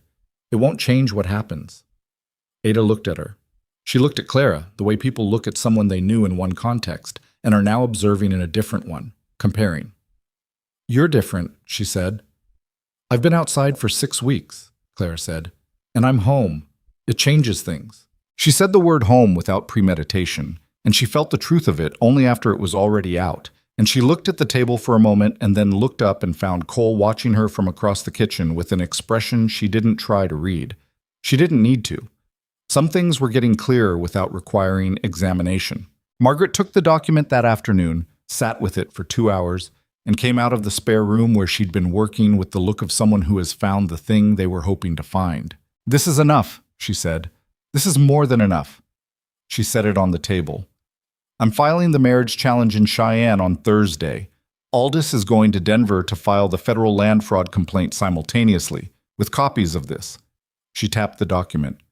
"When Garfield shows up next time, he's going to be showing up into a wind that's blowing directly at him, and he's going to know it." Clara looked at the document. It was just paper. Ink on paper in the hand of a man who'd arranged everything so carefully and had never imagined that the arrangement would be examined this directly. She thought about the day she'd found it, in Hargrove's desk at 2 a.m. while the house slept, and the cold, precise clarity of reading it and understanding for the first time the actual shape of what had been done to her and her son. She thought about the midwife, about the fever, about the blank white ceiling of that Philadelphia bedroom. She thought about Ethan saying, "I'm 7, and her saying, "I counted every one," and how that was the truest thing she'd said since coming back. "File it," she said. Outside, the Wyoming sky had gone the color of iron, and the first serious cold of late October was settling in over the valley. The creek in the north pasture was still running. The land was still there. And the woman who had arrived in Harlow in a torn wedding dress 2 weeks ago, with nothing but a copy of a document and a son's name and the specific stubbornness of someone who has had everything taken and decided, finally, to start taking it back, was still standing. She was still standing. Margaret left for Cheyenne on Thursday morning with the original document wrapped in oilcloth inside her coat, and the particular focused expression of a woman who has a train to catch and a filing deadline to meet and no patience for anything that stands between her and either of those things. Aldous Webb had already gone to Denver. Ada Briggs stayed another day, helped Clara go through everything she could remember about the Philadelphia household. Names, dates, the midwife's full name, the doctor who had attended the birth, a housemaid named Louise who had been kind and observant and might, Clara thought, be willing to speak if asked the right way by the right person. "I'll find Louise," Ada said before she left. "She's been with a family in Baltimore since last year. I know how to reach her." "She could get into trouble," Clara said. "She's been in trouble since the day she took that job," Ada said. "She knew what kind of house it was. I think she'll be glad to have somewhere to put it." She hugged Clara, a quick, firm thing, the hug of a woman not given to sentiment but capable of it when the situation demanded, and climbed into the wagon for the ride to the station. Clara stood in the yard and watched her go and thought about the strange arithmetic of being known by a small number of people in the right way. How Ada's single presence had weighed more than years of being surrounded by people who saw only the shape her father and husband required her to hold. The week that followed was the quietest since she'd arrived. Garfield did not come back. Cowell and his men had cleared out of Iris Shelby's boarding house 3 days after Margaret filed in Cheyenne, which either meant they were repositioning or meant Hargrove was deciding how to respond to the federal complaint. Probably both. The absence of visible pressure was not reassuring. Clara knew that better than anyone. Men like Hargrove and her father went quieter right before they moved harder, and the silence had the quality of something being assembled out of sight. But the ranch didn't pause for any of it. There was still work, and the work still needed doing, and Clara found that she was grateful for the structure of it in a way she wouldn't have been able to explain clearly. The physical demands of the ranch, which had been genuinely difficult in the first week when her body was still catching up to itself, had become something she could meet. Her left side still ached in the mornings, but Doc Presser had wrapped it properly and told her what to avoid and what to do. And she'd followed his instructions with the same thoroughness she brought to everything, because she'd learned the hard way what happened when you ignored the evidence that your body was giving you. Ethan was thawing. It was gradual and it was not linear. There were days when he was easy with her, days when he pulled back into the careful formality of the first morning, days when he seemed to be testing something by withdrawing it and seeing what happened. She let him do all of it. She didn't push toward the good days or show disappointment on the harder ones. She simply remained consistent, present, available, not demanding anything from him that he wasn't ready to give. One afternoon, she was mending harness on the porch, a task that required patience and a certain amount of frustration, because the buckle was bent in a way that made the work awkward. And Ethan sat down on the step below her without announcing himself and watched. "You're doing it wrong," he said after a while. "I know," she said. "I can't get this part to sit right." He held out his hand. She gave him the harness. He examined it for a moment, turned it, repositioned his grip, and demonstrated a technique that she could see immediately was better than what she'd been trying. "Your father teach you that?" she asked. "Frank Forsyth," Ethan said. "Papa's okay at it. Frank's better." Clara smiled. "Don't tell your father that." Ethan looked up at her with the half smile she was beginning to love specifically for its rarity. "Papa knows," he said. "He just doesn't like to say so." She took the harness back and tried the technique. It worked. "Thank you," she said. Ethan shrugged with the exaggerated casualness of a child who is pleased but doesn't want to look it. He stayed on the step for another half hour, not talking much, occasionally looking out at the land the way Cole did, with a proprietary attention, an ongoing inventory of things that were his to care about. Clara worked the harness and didn't say anything about the fact that he was still there, because saying anything about it would have made him conscious of it, and making him conscious of it would have sent him inside. She just worked and let him be there, and it was, in its quiet and imperfect way, something she hadn't known she'd been missing quite so specifically until right now. Cole noticed.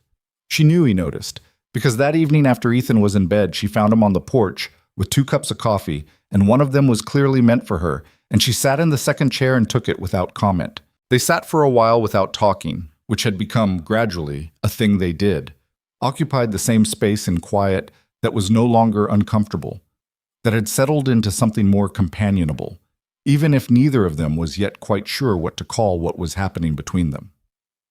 "He's going to be all right," Cole said. "I know," Clara said. "I mean with all of it, with whatever the courts decide, with whatever happens."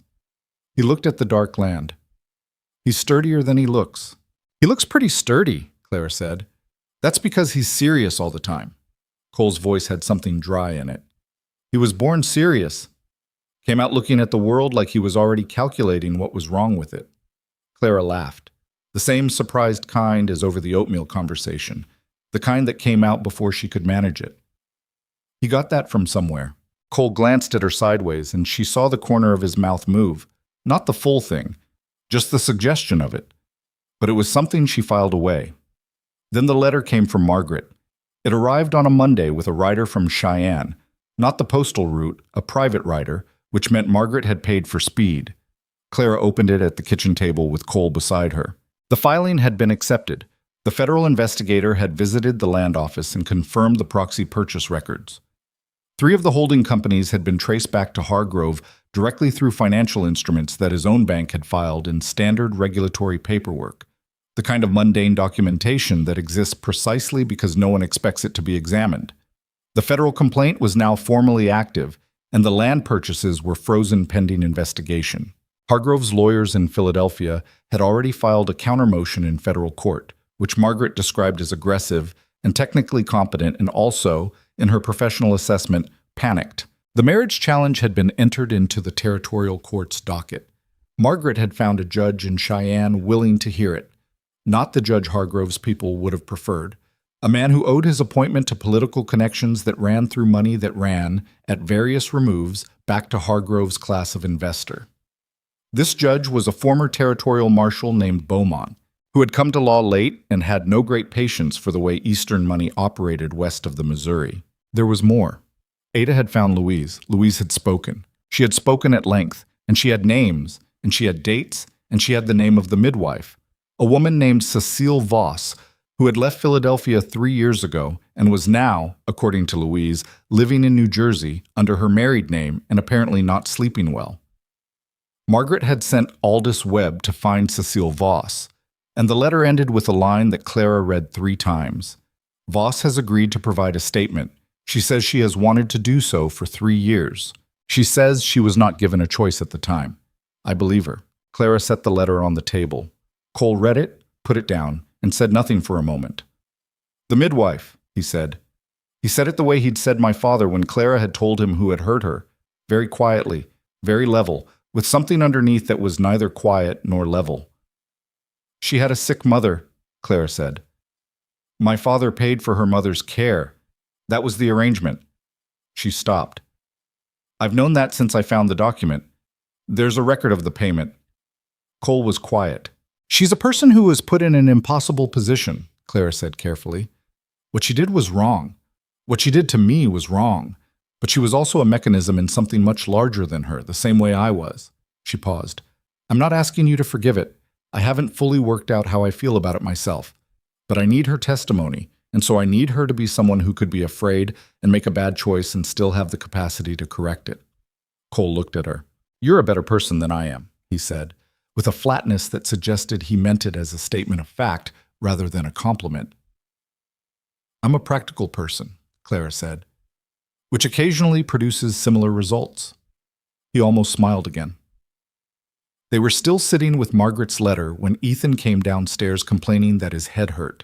Clara and Cole exchanged a glance, the automatic, wordless communication of 2 people who have been in the same space long enough to read each other's reactions without needing to announce them, a thing that had developed between them so gradually that neither had marked the moment it started. Ethan's head hurt sometimes. It wasn't unusual. He'd been prone to headaches since he was 5, according to Cole, something Doc Presser had assessed and attributed to nothing alarming, just a thing some children had. But by that evening, the headache was worse, and by the next morning, Ethan had a fever. It came on fast, the way children's fevers sometimes did, quickly, and with an authority that left no room for wishful thinking. By midday, it was high enough that Doc Presser was summoned, and Doc Presser came, and his face when he took the temperature and examined Ethan had the careful neutrality of a doctor who is managing his own expression because the patient's father is watching. Chest is clear, he said. That's good. This is likely a fever illness, goes through children in the fall, comes on hard, and usually breaks within 2 to 3 days. But it needs to be managed carefully. Keep him cool, keep fluids going, watch for any change in his breathing.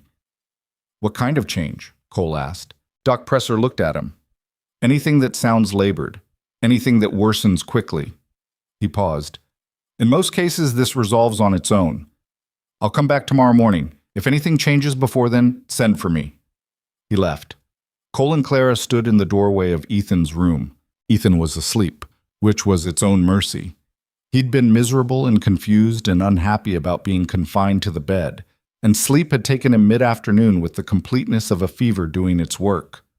His face against the pillow was flushed and too warm, and even asleep he had a faint crease between his eyebrows that made him look exactly like his father. I'll take the first watch, Clara said. We'll split it, Cole said. Cole, you have... We'll split it, he said again, and his voice had a quality that meant he was not going to discuss it, which was a quality she was familiar with and had stopped arguing against, because when Cole Mercer used that voice, he was usually right about whatever he wasn't going to discuss. She took the first 4 hours.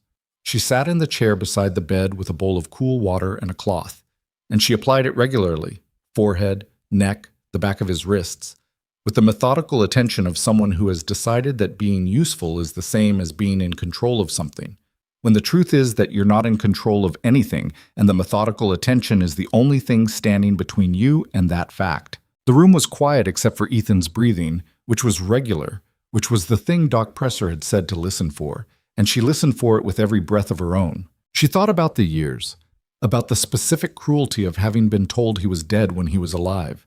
Not just alive, but here, in this territory, growing up in this house, learning to fix harness from Frank Forsyth and to manage a fire from his father and to be deliberate and serious about the world. All of that happening while she lay in that Philadelphia bedroom being told there was nothing.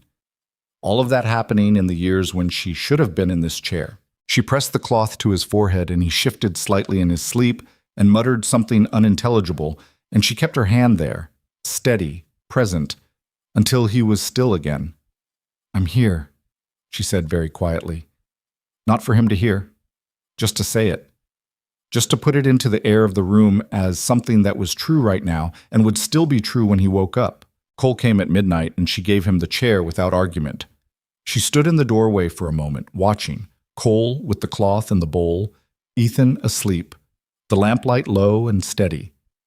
And then she went and lay on the cot in the tack room, not because she thought she'd sleep, but because she needed to be horizontal for an hour, or her left side was going to become a serious problem. She was back before 4 in the morning. Cole was still in the chair. He looked up when she came in, and she could see on his face the same thing that was probably on hers. The vigilant, exhausted attention of someone keeping watch over something they cannot afford to lose. "How is he?" she asked. "Same," Cole said. "Fever's not broken yet, but breathing steady." She pulled the other chair close and sat, and they were both in the room together then, on either side of the bed, and neither of them said anything about what that looked like. It didn't need to be said. It was the simplest and most accurate version of a thing that had been building since she'd arrived. The two of them, together, in the only configuration that made sense when Ethan was the center of the equation. Around 5 in the morning, Ethan's fever broke. It happened the way fevers broke, with sweat and a shuddering exhale, and a sudden slackening of the tension that had been in his body for 18 hours. Clara was the one who noticed first, because her hand was on his forehead when it happened, and she felt the change before she understood it. The slight reduction in heat, the shift in the texture of his skin from dry-hot to damp. "Cole," she said.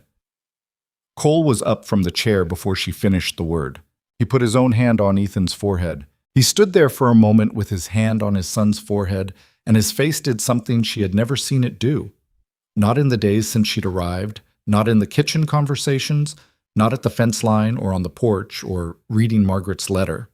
Something that was all the way open, unguarded in a way that had nothing to do with her or the legal situation or anything except Ethan, breathing steadily, fever broken, in the pale light before dawn.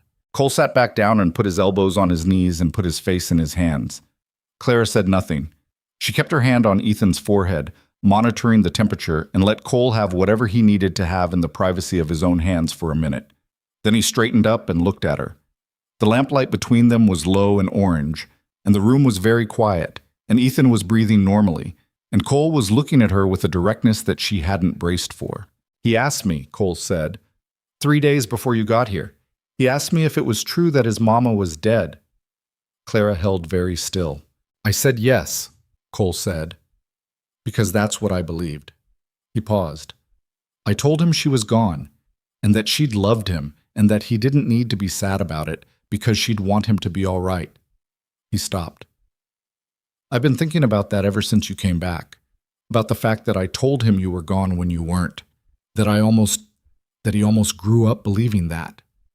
"You told him what you believed was true," Clara said carefully. "I told him you were dead 3 days before you stepped off that train," Cole said. "You couldn't have known." "No," he said. "But he could have. He could have gone his whole life believing that, and you were out there." He stopped, his jaw set. "What your father did, what Hargrove did. I want you to understand that I am not a man who carries grudges generally. I let most things go, but this," he shook his head, "this I'm going to see all the way through, whatever it takes, whatever Margaret needs. I'm going to see it through." Clara looked at him. "I know," she said. I mean it as more than just help with your situation, he said. His voice had gotten quieter. I mean it as... He paused, working through the words with the difficulty of a man for whom directness in most things came easily, but directness in this particular class of things was harder won. I want to be clear about where I stand, that's all. I want you to know where I stand. The lamp between them burned steadily. I know where you stand, Cole, Clara said. He nodded. He looked at Ethan. He reached out and checked the temperature himself again. Forehead, cheek, with the habitual double-checking of a man who needed to verify things with his own hands before he trusted them. Still coming down? He said. Yes, she said.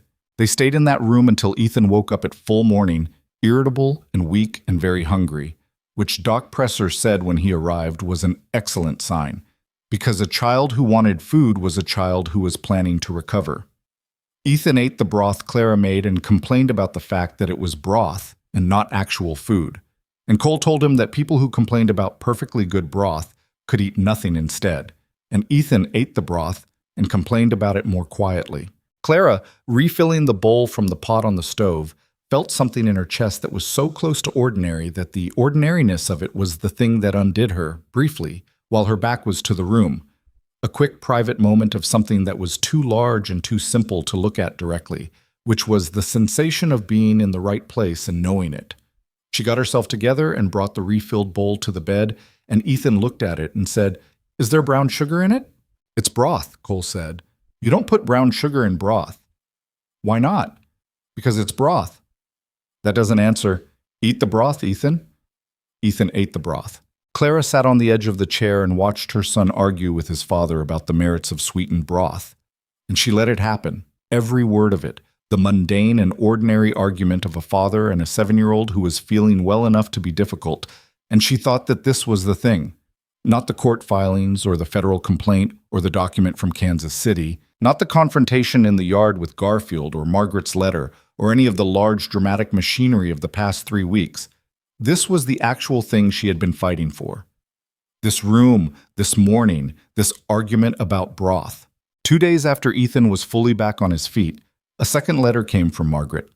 The midwife, Cecile Voss, had given her statement to Aldous Webb in New Jersey. It was comprehensive. It confirmed everything in the document, the arrangement, the payment, the fabrication of the death.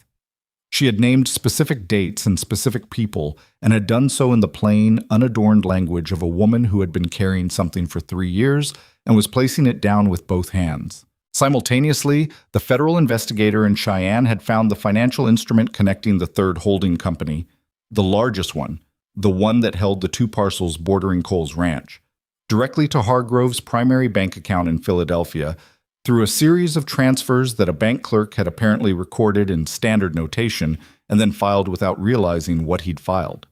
The clerk, whose name was Thomas Brierly, had been contacted by the investigator and had confirmed the transfers. He had also, according to Margaret's letter, expressed considerable distress about having processed them. Garfield sent a letter. It was addressed to Margaret Hale, and it was written in the careful, precise language of a man reorienting his position. Not surrendering, not yet, but moving from forward stance to something more negotiatory. He proposed a discussion. He proposed that certain matters might be resolved without the full weight of court proceedings. He proposed that his client was prepared to consider an arrangement. Margaret read it at the kitchen table and described it as what it was. Garfield trying to find the edges of what he still controlled before he lost any more of it. "Does that mean they're backing down?" Cole asked. "It means they're calculating," Margaret said. "Hargrove's lawyers in Philadelphia are looking at what the federal complaint means for the land purchases, and they don't like what they're looking at. If the proxy purchases are invalidated, he loses 12 parcels and the investment behind them. That's a significant financial loss even for a man with his resources. Add the marriage challenge with the midwife's statement and the document, and the Bar Association review of Garfield's office. And the picture is..." She paused. "The picture is not good for them." "Will Garfield try to deal?" Clara asked. "He'll try," Margaret said. "He'll offer you money. He'll offer to arrange a quiet resolution. He'll use language like mutual agreement and without admission of liability, and he'll try to make it seem reasonable." She looked at Clara steadily. "And you'll need to decide what you want from this." Clara had been thinking about that question for days, quietly, in the back of everything else, the way you think about the thing you're not ready to think about directly. I want the marriage dissolved, she said, formally, legally, on record, with the reason on record. That's achievable, Margaret said. Possibly without a full trial, if the midwife's statement does what I think it will do. I want the land purchases voided, Clara said. All 12 parcels, returned to the territory. The federal complaint is already moving toward that. And I want my father prosecuted. She said it evenly, without heat, which was the only way she'd found to say it without it coming apart. Not a quiet resolution, not an arrangement. I want what he did to be on record, in a court, with his name on it. The kitchen was quiet. That's the hardest part, Margaret said. Criminal prosecution requires a district attorney willing to move on it and a court willing to hear it. Your father has resources and he has lawyers, and he has 30 years of connections. She paused. It's possible. I won't tell you it isn't, but it's not fast and it's not guaranteed. I know, Clara said. I'm not asking for a guarantee. I'm asking you to pursue it. Margaret looked at her for a long moment. All right, she said. I'll pursue it. Cole said nothing during this exchange. He was at the window in the same way he'd been at the window the night Clara had told him about the letters, and when Margaret finished writing and closed her notebook and went to find Aldous Webb, he stayed at the window. Clara waited. Your father? Cole said, without turning. Yes. You'd take him to court, publicly, with everything that means. Yes, even though it means everything about what happened to you becomes part of a public record. Everything. It's already part of a record, Clara said. My father just controlled which record. I want to change which record. Cole turned from the window. He looked at her the way he'd looked at her in Ethan's room before dawn. All the way, without anything between the look and the person it was landing on. I'll testify, he said, whatever they need from me. The letters, the death notice, the land records, all of it. Whatever it takes. She hadn't asked him to. She wouldn't have asked him to. Not for this. Not for something that would pull him further into the wreckage of her father's making than he already was. But he'd said it himself without being asked, and she understood what that meant, and she didn't waste time pretending she didn't. Thank you, she said. It came out quieter than she'd intended. Cole held her gaze for a moment, and in the particular quality of the look, there was everything that hadn't been said yet. Everything that was waiting for the right side of the legal battle and the right side of the fear. Everything that had been growing in the space between them since she'd sat on that porch chair in the October cold and he'd handed her a cup of coffee that he didn't have to. Outside, the Wyoming sky had gone the hard, clear blue of late autumn. The kind of blue that only came after the gray had lifted, when the cold was fully in and the land lay still and the light had a sharpness that made everything look like itself. No softening, no haze. In Cheyenne, Margaret's filings were working their way through the court's machinery. In New Jersey, Cecile Voss's statement was being compiled into a formal affidavit. In Philadelphia, Hargrove's lawyers were managing a client who was discovering, for possibly the first time, what it felt like when the paperwork stopped working in his favor. And in Harlow, Wyoming, in a kitchen that smelled of wood smoke and coffee, the two people who had lost 4 years to another man's scheme were standing on the same side of something for the first time, and the ground beneath them, however hard-won and however far from finished, was holding. The territorial court hearing was set for the 3rd week of November, and the days leading up to it had the particular quality of weather before a storm. The air holding still, the light flat and gray, everything waiting. Margaret came back from Cheyenne 5 days before the hearing with Aldous Webb, and a leather satchel that was considerably fuller than when she'd left. She sat at the kitchen table that evening and laid out what they had, and what they had was substantial. Cecile Voss's affidavit. Louise's written statement, notarized in Baltimore. The financial records from the Federal Land Office connecting all 12 proxy purchases to Hargrove's primary account. The original document with Garfield's handwriting and both signatures. Thomas Brierly, the bank clerk, had provided a supplementary statement regarding the transfer records. And most unexpectedly, a letter from a Philadelphia judge, a man named Carver, who had signed off on the original Pennsylvania court instrument giving Hargrove authority over Clara, acknowledging that he had done so based on representations made by Garfield's office that he now understood to have been materially incomplete. Judge Carver had not admitted wrongdoing. Men in his position rarely did, but the letter existed, and the letter said what it said, and Margaret held it up with the look of a woman who had been at this work long enough to recognize when something significant had shifted. "Garfield talked to him," Clara said, "before he came here the second time."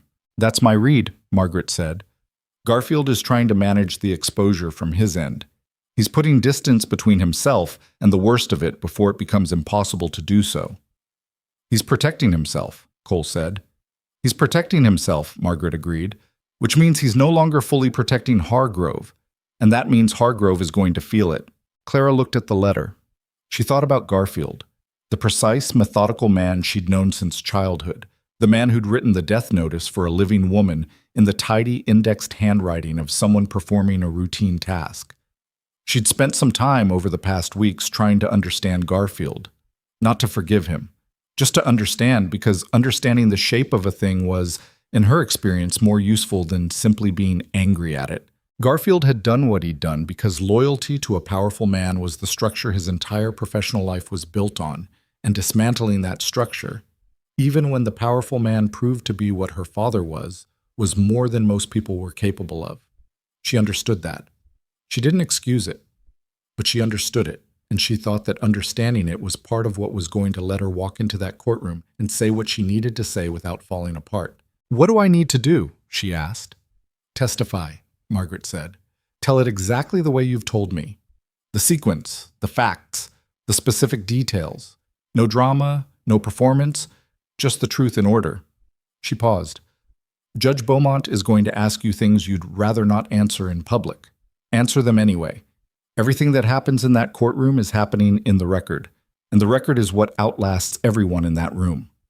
Clara nodded. "I'll be there," Cole said. "I know," Clara said. Ethan asked the night before if he could come. Cole said no, with a gentleness that was itself a kind of answer. Not "no, you're not old enough," or "no, it's not appropriate," but the no of a father who is protecting something, which Ethan received with the maturity of a child who had learned to read the difference. "Will it be okay?" Ethan asked. "Yes," Cole said. Ethan looked at Clara. "Will you come back after?" "Yes," Clara said. Not "I'll try" or "I hope so." Just yes, straight and solid, the way she'd learned to answer him when the answer was the one thing she was absolutely certain of. Ethan went to bed. Cole and Clara sat on the porch in the November cold, and for a while neither of them said anything, and the quiet had that same quality it always had now. Full rather than empty, occupied, two people in it rather than one. "Whatever happens tomorrow," Cole said. "I know," Clara said. "I just want to say it. In case—" He stopped. "Cole, in case I don't say it right afterward because things get— I want to say it now." He was looking at the dark land, the way he always looked at the land when he was working through something, as if the distance helped him find the words. "I wasted time. I know that. I believed things I was told, and I didn't question them, and that was— some of that was grief, and some of it was anger, and some of it was just not wanting to know differently. Because knowing differently meant everything I'd built since then was standing on wrong ground. And I understand that's not your fault. None of what was taken was your fault." Clara said nothing. She let him say it. "I'm not good at this," he said. "Saying things directly when they matter." "You're better than you think," she said. He looked at her. "I know where you stand, Cole," she said, the same words she'd said in Ethan's room before dawn, and they meant the same thing now. That she saw it, that she'd been seeing it for some time, that she didn't need it packaged in the right language to know it was real. He reached over and took her hand. Just that, took her hand and held it, on the armrest between their chairs, in the cold November dark. It was not a grand gesture. It was a simple, human thing, the kind of thing that meant more than most grand gestures because it had nothing to prove and nothing to perform. Just two people reaching toward each other in the dark because it was the honest thing to do. They sat like that for a long time, until the cold got too serious to ignore, and they went inside. The Cheyenne Courthouse was a 3-story stone building that seemed designed to communicate, through its architecture, that it had been here before you and intended to remain after you were gone. Clara walked up its steps on a gray November morning with Cole on her left and Margaret on her right, and Aldous Webb behind them carrying the satchel, and she felt the weight of the day in her body the same way she'd felt everything physical since coming back. Clearly, without pretending it wasn't there, something to be carried and moved through rather than avoided.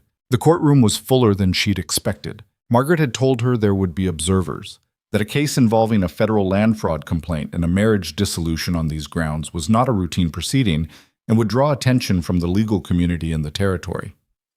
What she had not fully prepared Clara for was the presence of familiar faces. Frank Forsyth, who had ridden up from Harlow, the two Delacroix brothers, Iris Shelby, in a good coat she apparently reserved for travel, and in the back row, Ada Briggs, who had come from Kansas City without being asked, and was sitting with her hands folded and her dark eyes steady on the front of the room. Hargrove was not present. Clara had expected that. A man like Hargrove did not present himself in courtrooms outside his own territory if he could avoid it. His lawyers were there. Two men from Philadelphia who had the look of people who had boarded a train to Wyoming with considerable reluctance and were now sitting in a frontier courthouse trying to project Eastern authority with diminishing success. Garfield was not there either. That was the thing that told Clara the most about how the ground had shifted. Garfield's absence was not logistical. It was strategic. He had withdrawn from the case formally, according to Margaret, citing a conflict of interest that he had apparently discovered with some urgency once the Bar Association review was initiated. His withdrawal meant that Hargrove's Philadelphia lawyers were operating without their most knowledgeable resource, in a jurisdiction they didn't know, before a judge who owed nothing to any of the relevant parties. Judge Beaumont was a large, weathered man who looked at the courtroom the way he probably looked at everything, with the directness of someone who had spent enough years seeing what people did to each other to have stopped being surprised by any particular version of it. He read the filing summary without visible reaction. Then he looked up at the room and said, "Let's hear it." Margaret presented first. She was efficient and precise and entirely without theater. The document, the affidavit, the financial records, the bank clerk's statement, Carver's letter, the proxy purchase records from the Federal Land Office complaint. She presented each item as it fit into the sequence, building it the way you build something structural, each piece bearing the weight of the next. Hargrove's lawyers objected at several points, with the competent persistence of men who had a job to do, and Beaumont ruled on each objection without hesitation, and the rulings mostly went in one direction. Then Clara testified. She sat in the witness chair, and she said it all. She started at the beginning, her father's office, the papers she'd been presented with at 3 months pregnant, the 6 weeks until the wedding. She described the letters she'd written, the housemaid who had taken them, the silence from Cole that she had been told was his choice. She described Ethan's birth, and the morning the midwife had taken him from the room, and the cold way it had been delivered. "The baby didn't make it, Mrs. Hargrove. I'm so sorry." And the weeks of fever after, during which she'd had neither the strength nor the access to question anything. She described 4 years in a Philadelphia house. She described finding the document. She described 6 weeks of travel. She described arriving in Harlow on a Tuesday morning in October in a torn wedding dress and hearing her son say, "That's my mama," to a platform full of strangers. The courtroom was completely quiet while she spoke, not the polite quiet of a formal proceeding, the real quiet of people who have stopped thinking about anything except what they're hearing. Beaumont asked her questions. Some of them were what she'd expected, clarifications of dates, requests for specifics. Some of them were harder. He asked her, directly and without softening it, what she understood her situation to have been in the Hargrove household. She answered that too, plainly, because the record was the point, and the record required the plain version. Hargrove's lawyers cross-examined her with the particular technique of trying to find inconsistencies in the sequence, small details where the dates didn't align precisely, moments where she'd had to say "I believe" rather than "I know." She stayed with every question the same way she'd stayed with everything else, steady, specific, not defensive. Margaret had told her that the cross-examination was designed to make her seem unreliable, and the best response to that was simply to keep being exactly as reliable as she actually was. It took most of the morning. When she stepped down from the witness chair, Cole was watching her from his seat with the same expression he'd had in Ethan's room before dawn. Open, unguarded, something that was past the point of being managed. The afternoon brought the testimony of Aldous Webb regarding the federal complaint and the financial evidence. and a brief statement from the Federal Land Office investigator who had come from Cheyenne specifically for this proceeding. Hargrove's lawyers argued that the proxy purchases were legitimate business arrangements and that the connections drawn by the investigation were speculative. The investigator, a dry-voiced man named Patterson, who had been doing this work for 11 years, said, in the flat tone of someone describing something they find straightforward, that he had personally reviewed 47 financial instruments and that the connections were not speculative. Beaumont took a recess. Clara sat in the corridor outside the courtroom with Cole and Margaret, and nobody said much. Ada came and sat beside her and didn't say anything at all, just sat there in the particular way Ada had always sat, present, solid, not requiring anything. Clara had not understood, in the years she'd spent inside that Philadelphia house, how much Ada's quiet presence had been keeping something in her intact. She understood it now. "How do you feel?" Cole asked. "Like I've been wrung out," Clara said. "Good performance?" "It wasn't a performance," she said. "That's the whole point." He nodded.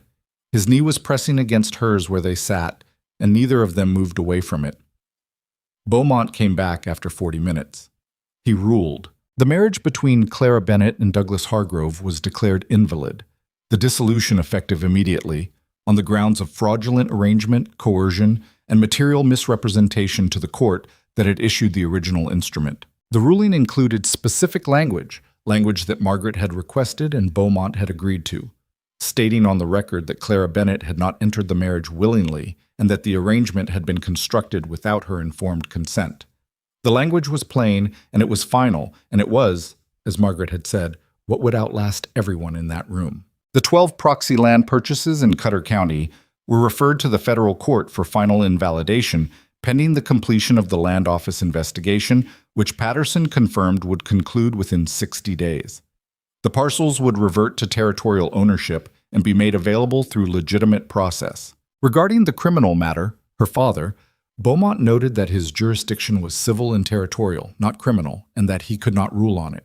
But he referred the matter, formally and on the record, to the district attorney's office in Philadelphia, attaching the document, the affidavit, and Louise's statement as supporting materials. He used the word recommend, and then he used the word strongly, and he said both words with the deliberate emphasis of a man who knows that the record is being made and chooses his language accordingly. It was not a guarantee. Clara had known it wouldn't be, but it was the record, and it was moving, and men like her father eventually ran out of room to operate in, as long as the people pursuing them were willing to be patient. She had learned patience. The Philadelphia district attorney opened a formal inquiry into her father's conduct 4 months later, in March of 1892. It took another 8 months after that for the matter to reach a grand jury. The grand jury indicted. The trial was the following year, in the autumn of 1893, and Clara was not present for it. She had given her deposition by that point, and Margaret had advised her that her presence in Philadelphia was neither required nor beneficial, and she had agreed with a relief that she didn't pretend wasn't relief. Her father was convicted on 3 counts of fraud and 1 count of conspiracy. He received a sentence of 5 years, reduced by his lawyers on appeal to 3, which was itself a kind of answer about the way the world worked for men in his position. But he served it. He served every day of it, in a facility that was nothing like the Philadelphia offices and houses where he'd arranged other people's lives for decades, and he came out diminished in every way that a man like that could be diminished. Clara did not attend the sentencing. She was at the ranch, where there was a fence line that needed attention, and a kitchen garden that was coming in well, and a son who had started teaching himself to play the harmonica with the particular dedication of a child who has decided to master something and intends to be thorough about it. She was busy, she was spectacularly, gloriously, ordinarily busy, and that was the whole point. She and Cole were married the following spring, April of 1892, in a ceremony that took place on the front porch of the ranch house because the weather had finally turned and the prairie was doing the thing it did in April, coming back to itself after the winter in a way that never lost its capacity to seem like something worth marking. It was not a grand wedding. Clara had no interest in grand weddings for reasons that required no explanation. Ruth Alcott made a cake. Frank Forsythe came with Mabel, who had decided some months ago that Clara was worth her full approval and had communicated this shift in the direct, practical way Mabel communicated most things, by simply treating her as a permanent fixture of the community and acting confused when anyone suggested she might not be. The Delacroix brothers were there. Iris Shelby was there. Old Pete Dawson was there in a clean shirt, which was as formal as Pete Dawson got. Ada had come from Kansas City. Margaret Hale came from Cheyenne. Ethan stood beside Cole with the serious dark eyes and the slight furrow between his brows, wearing a jacket he had declared uncomfortable approximately 40 times in the preceding week. He had been given the task of holding the rings, a responsibility he was taking with a thoroughness that would have been comic if it hadn't been completely characteristic of him. At the moment that mattered, he looked up at Clara with those eyes and said, quietly, so only she could hear, "I'm glad you came back."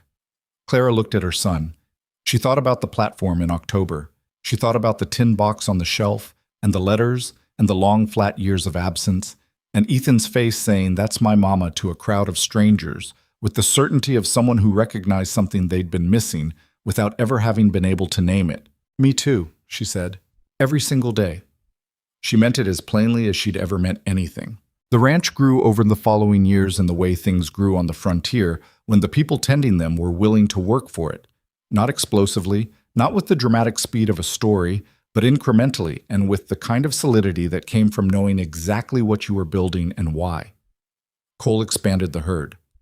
Clara took over the kitchen garden and then expanded it until it was producing enough surplus to sell to the Alcott household and 2 others in the valley. She started keeping records, careful, organized records of everything the ranch produced, everything it spent, the patterns that emerged over seasons and years, because she had a head for numbers that she'd had since childhood, and that 4 years in a Philadelphia house had done nothing to diminish. Frank Forsyth started consulting her about his own records. Then one of the Delacroix brothers. Then a family named Garrett who settled on the eastern edge of the valley in 1893 and needed someone to help them understand what they'd acquired. She didn't advertise it. She didn't set up an office. She just helped people who asked, and the people who asked told other people. And by 1894, it was simply a known thing in the valley that if you needed someone to look at your books, Clara Mercer was the person to see. She was good at it. She'd always been good at it.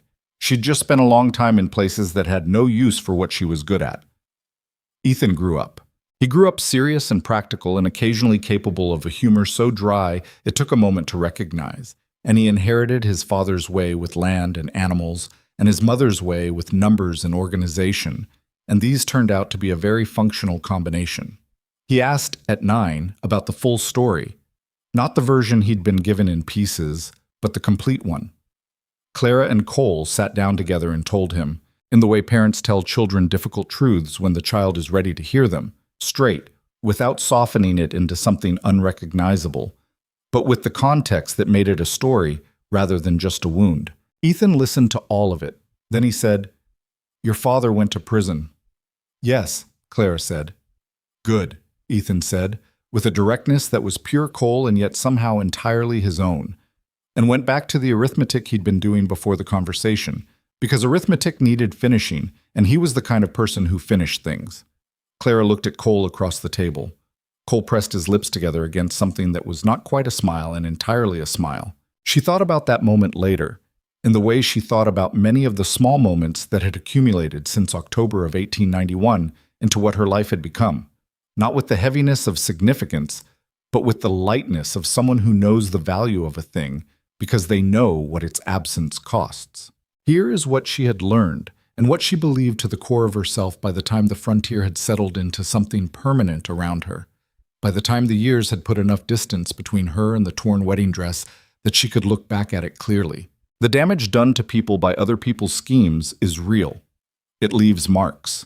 It costs years that cannot be recovered, and moments that cannot be remade, and trust that has to be rebuilt from the ground up, which is slow and imperfect work, and nothing like the clean resolution that stories sometimes promise. Clara had not arrived in Harlow and fixed everything by virtue of arriving. She had arrived and worked, and the working was long and hard, and sometimes she was wrong about things, and sometimes she and Cole argued badly, and sometimes Ethan was difficult in ways that reminded her painfully of how much of his childhood she had not been present for, and none of it resolved into something smooth. But she had also learned this. The people who try to use other people as instruments in their schemes, who move children like pieces on a board, who write death notices for living women, who buy up land and water with the confidence that everyone around them is small enough to be managed, Those people depend on silence. They depend on the managed version of events being the only version that circulates. They depend on the people they've harmed, believing they are alone in the harm. The moment you stop being alone in it, the machinery changes. Clara had spent 4 years believing she was alone in it. She had been wrong. Ada had known. Louise had known. The midwife, carrying it like a stone for 3 years, had known. Cole had kept a letter in a box on a shelf because some part of him had never fully agreed with the story he'd been told. And when she came back and opened the story up to air, every person who had been quietly carrying a piece of it put it down. And the sum of all those pieces was more than any one-man scheme could hold. That was the thing she wanted Ethan to know when he was old enough to hold it. Not that the world was fair, it wasn't, not reliably, not by default. Not that courage was rewarded. Sometimes it wasn't, not quickly, not in the ways you'd hoped. But that isolation was the most powerful tool that people who wanted to control other people possessed. And the most powerful thing you could do against it was simply refuse to be alone. Find your Ada, find your Margaret. Stand in the yard with Frank Forsyth at the fence post and Mabel's food in the kitchen and the Delacroix brothers on their way. Tell your story to the room before someone else tells their version of it. And when the person you love keeps a letter in a box on a shelf because they couldn't quite let go of you, go home and show them what they were right to hold on to. She was 41 years old when she stood at the kitchen window on an October morning in 1905 and watched Ethan, 21 now, her son's full height and her son's full seriousness and her son's half smile that still came out only when something genuinely earned it, walk across the yard with Cole, the two of them moving side by side with the particular ease of people who have been working together for so long that they've stopped needing to negotiate the rhythm of it. The kitchen behind her was full. There was a daughter now, Nora, 13, with Cole's dark eyes and Clara's way with numbers and a stubbornness that exceeded both of theirs combined. There was a younger boy, James, who was 10 and who had inherited the harmonica that Ethan had eventually mastered and discarded, and who was significantly less thorough about it than his brother had been, to everyone's auditory suffering. There was the smell of food and the sound of October on the Wyoming plain, which was the sound of wind and grass and the particular quality of silence that existed between sounds out here, where there was enough space for silence to be its own thing. Clara stood at the window and looked at the land. She had spent 4 years looking at the wrong kind of windows. Windows that framed streets and buildings and gardens that belonged to someone else's world. She had spent 6 weeks looking at train windows and wagon windows, the landscape moving past her on the way back to the place she was trying to reach. And then she had come home, and the windows had been right again, framing the thing they were supposed to frame, the flat stretch of prairie running out to the tree line and the sky enormous above it. She heard Cole come through the back door, stamping mud from his boots, the way he always did, never quite clearing it all off, which had been a point of minor friction between them for 13 years, and which she had long since accepted was simply a feature of the man and the relationship rather than a problem to be solved. "Fence line on the north pasture needs work," he said. "When doesn't it?" she said. "Fair point." He came to stand beside her at the window, looking at the same land she was looking at. His shoulder was against hers. Outside, Ethan was crossing back toward the barn, and Nora had come out onto the porch with a book, sitting on the top step the way Clara had once sat on a porch step waiting for something to resolve. "You all right?" Cole asked. It was October, the month she'd come back. He always asked in October quietly, without making it a large thing, just checking, the way you check a fence line, because some things needed regular attention. "Yes," she said. She meant it completely. Outside, the Wyoming sky went on forever in every direction. The same sky it had always been. The same sky it would be long after all of them were gone from under it. The land held. The creek in the north pasture ran clear. The ranch sat solid in the middle of it all, built over years by two people who had found each other again at the far edge of an impossible distance, and who had made something out of the finding that neither of them could have built alone. It was not a perfect life. No life was. And anyone who told you theirs was, had simply found a way to be dishonest about the difficult parts. There were lean years and sick years and years when things broke and couldn't be fixed quickly, and years when Cole and Clara were not their best selves with each other and had to work their way back to something functional. There were years when Ethan was distant in the way growing children became distant, And years when Nora was 14 and impossible in the way of 14-year-old girls who know exactly what they think and are still learning when to say it. None of it was smooth. None of it was the clean version. It was real, and it was theirs, and it was enough. The woman who had stepped off a train in a torn wedding dress with nothing except a copy of a document and a son's name and the specific refusal to stop. She was still in there, in the woman standing at the kitchen window in the October light. She had not been replaced by something easier or more comfortable. She had simply been joined by everything that had accumulated since: the work, the years, the people, the daily ordinary life of a woman who had fought very hard to be exactly where she was. She had survived. More than that, and this was the distinction that mattered, the one she carried as the truest thing she knew, she had lived. Cole's hand found hers at the window, the same way it had found it on the porch armrest that November night before the hearing, without ceremony and without needing to be anything other than what it was. Outside, the land went on.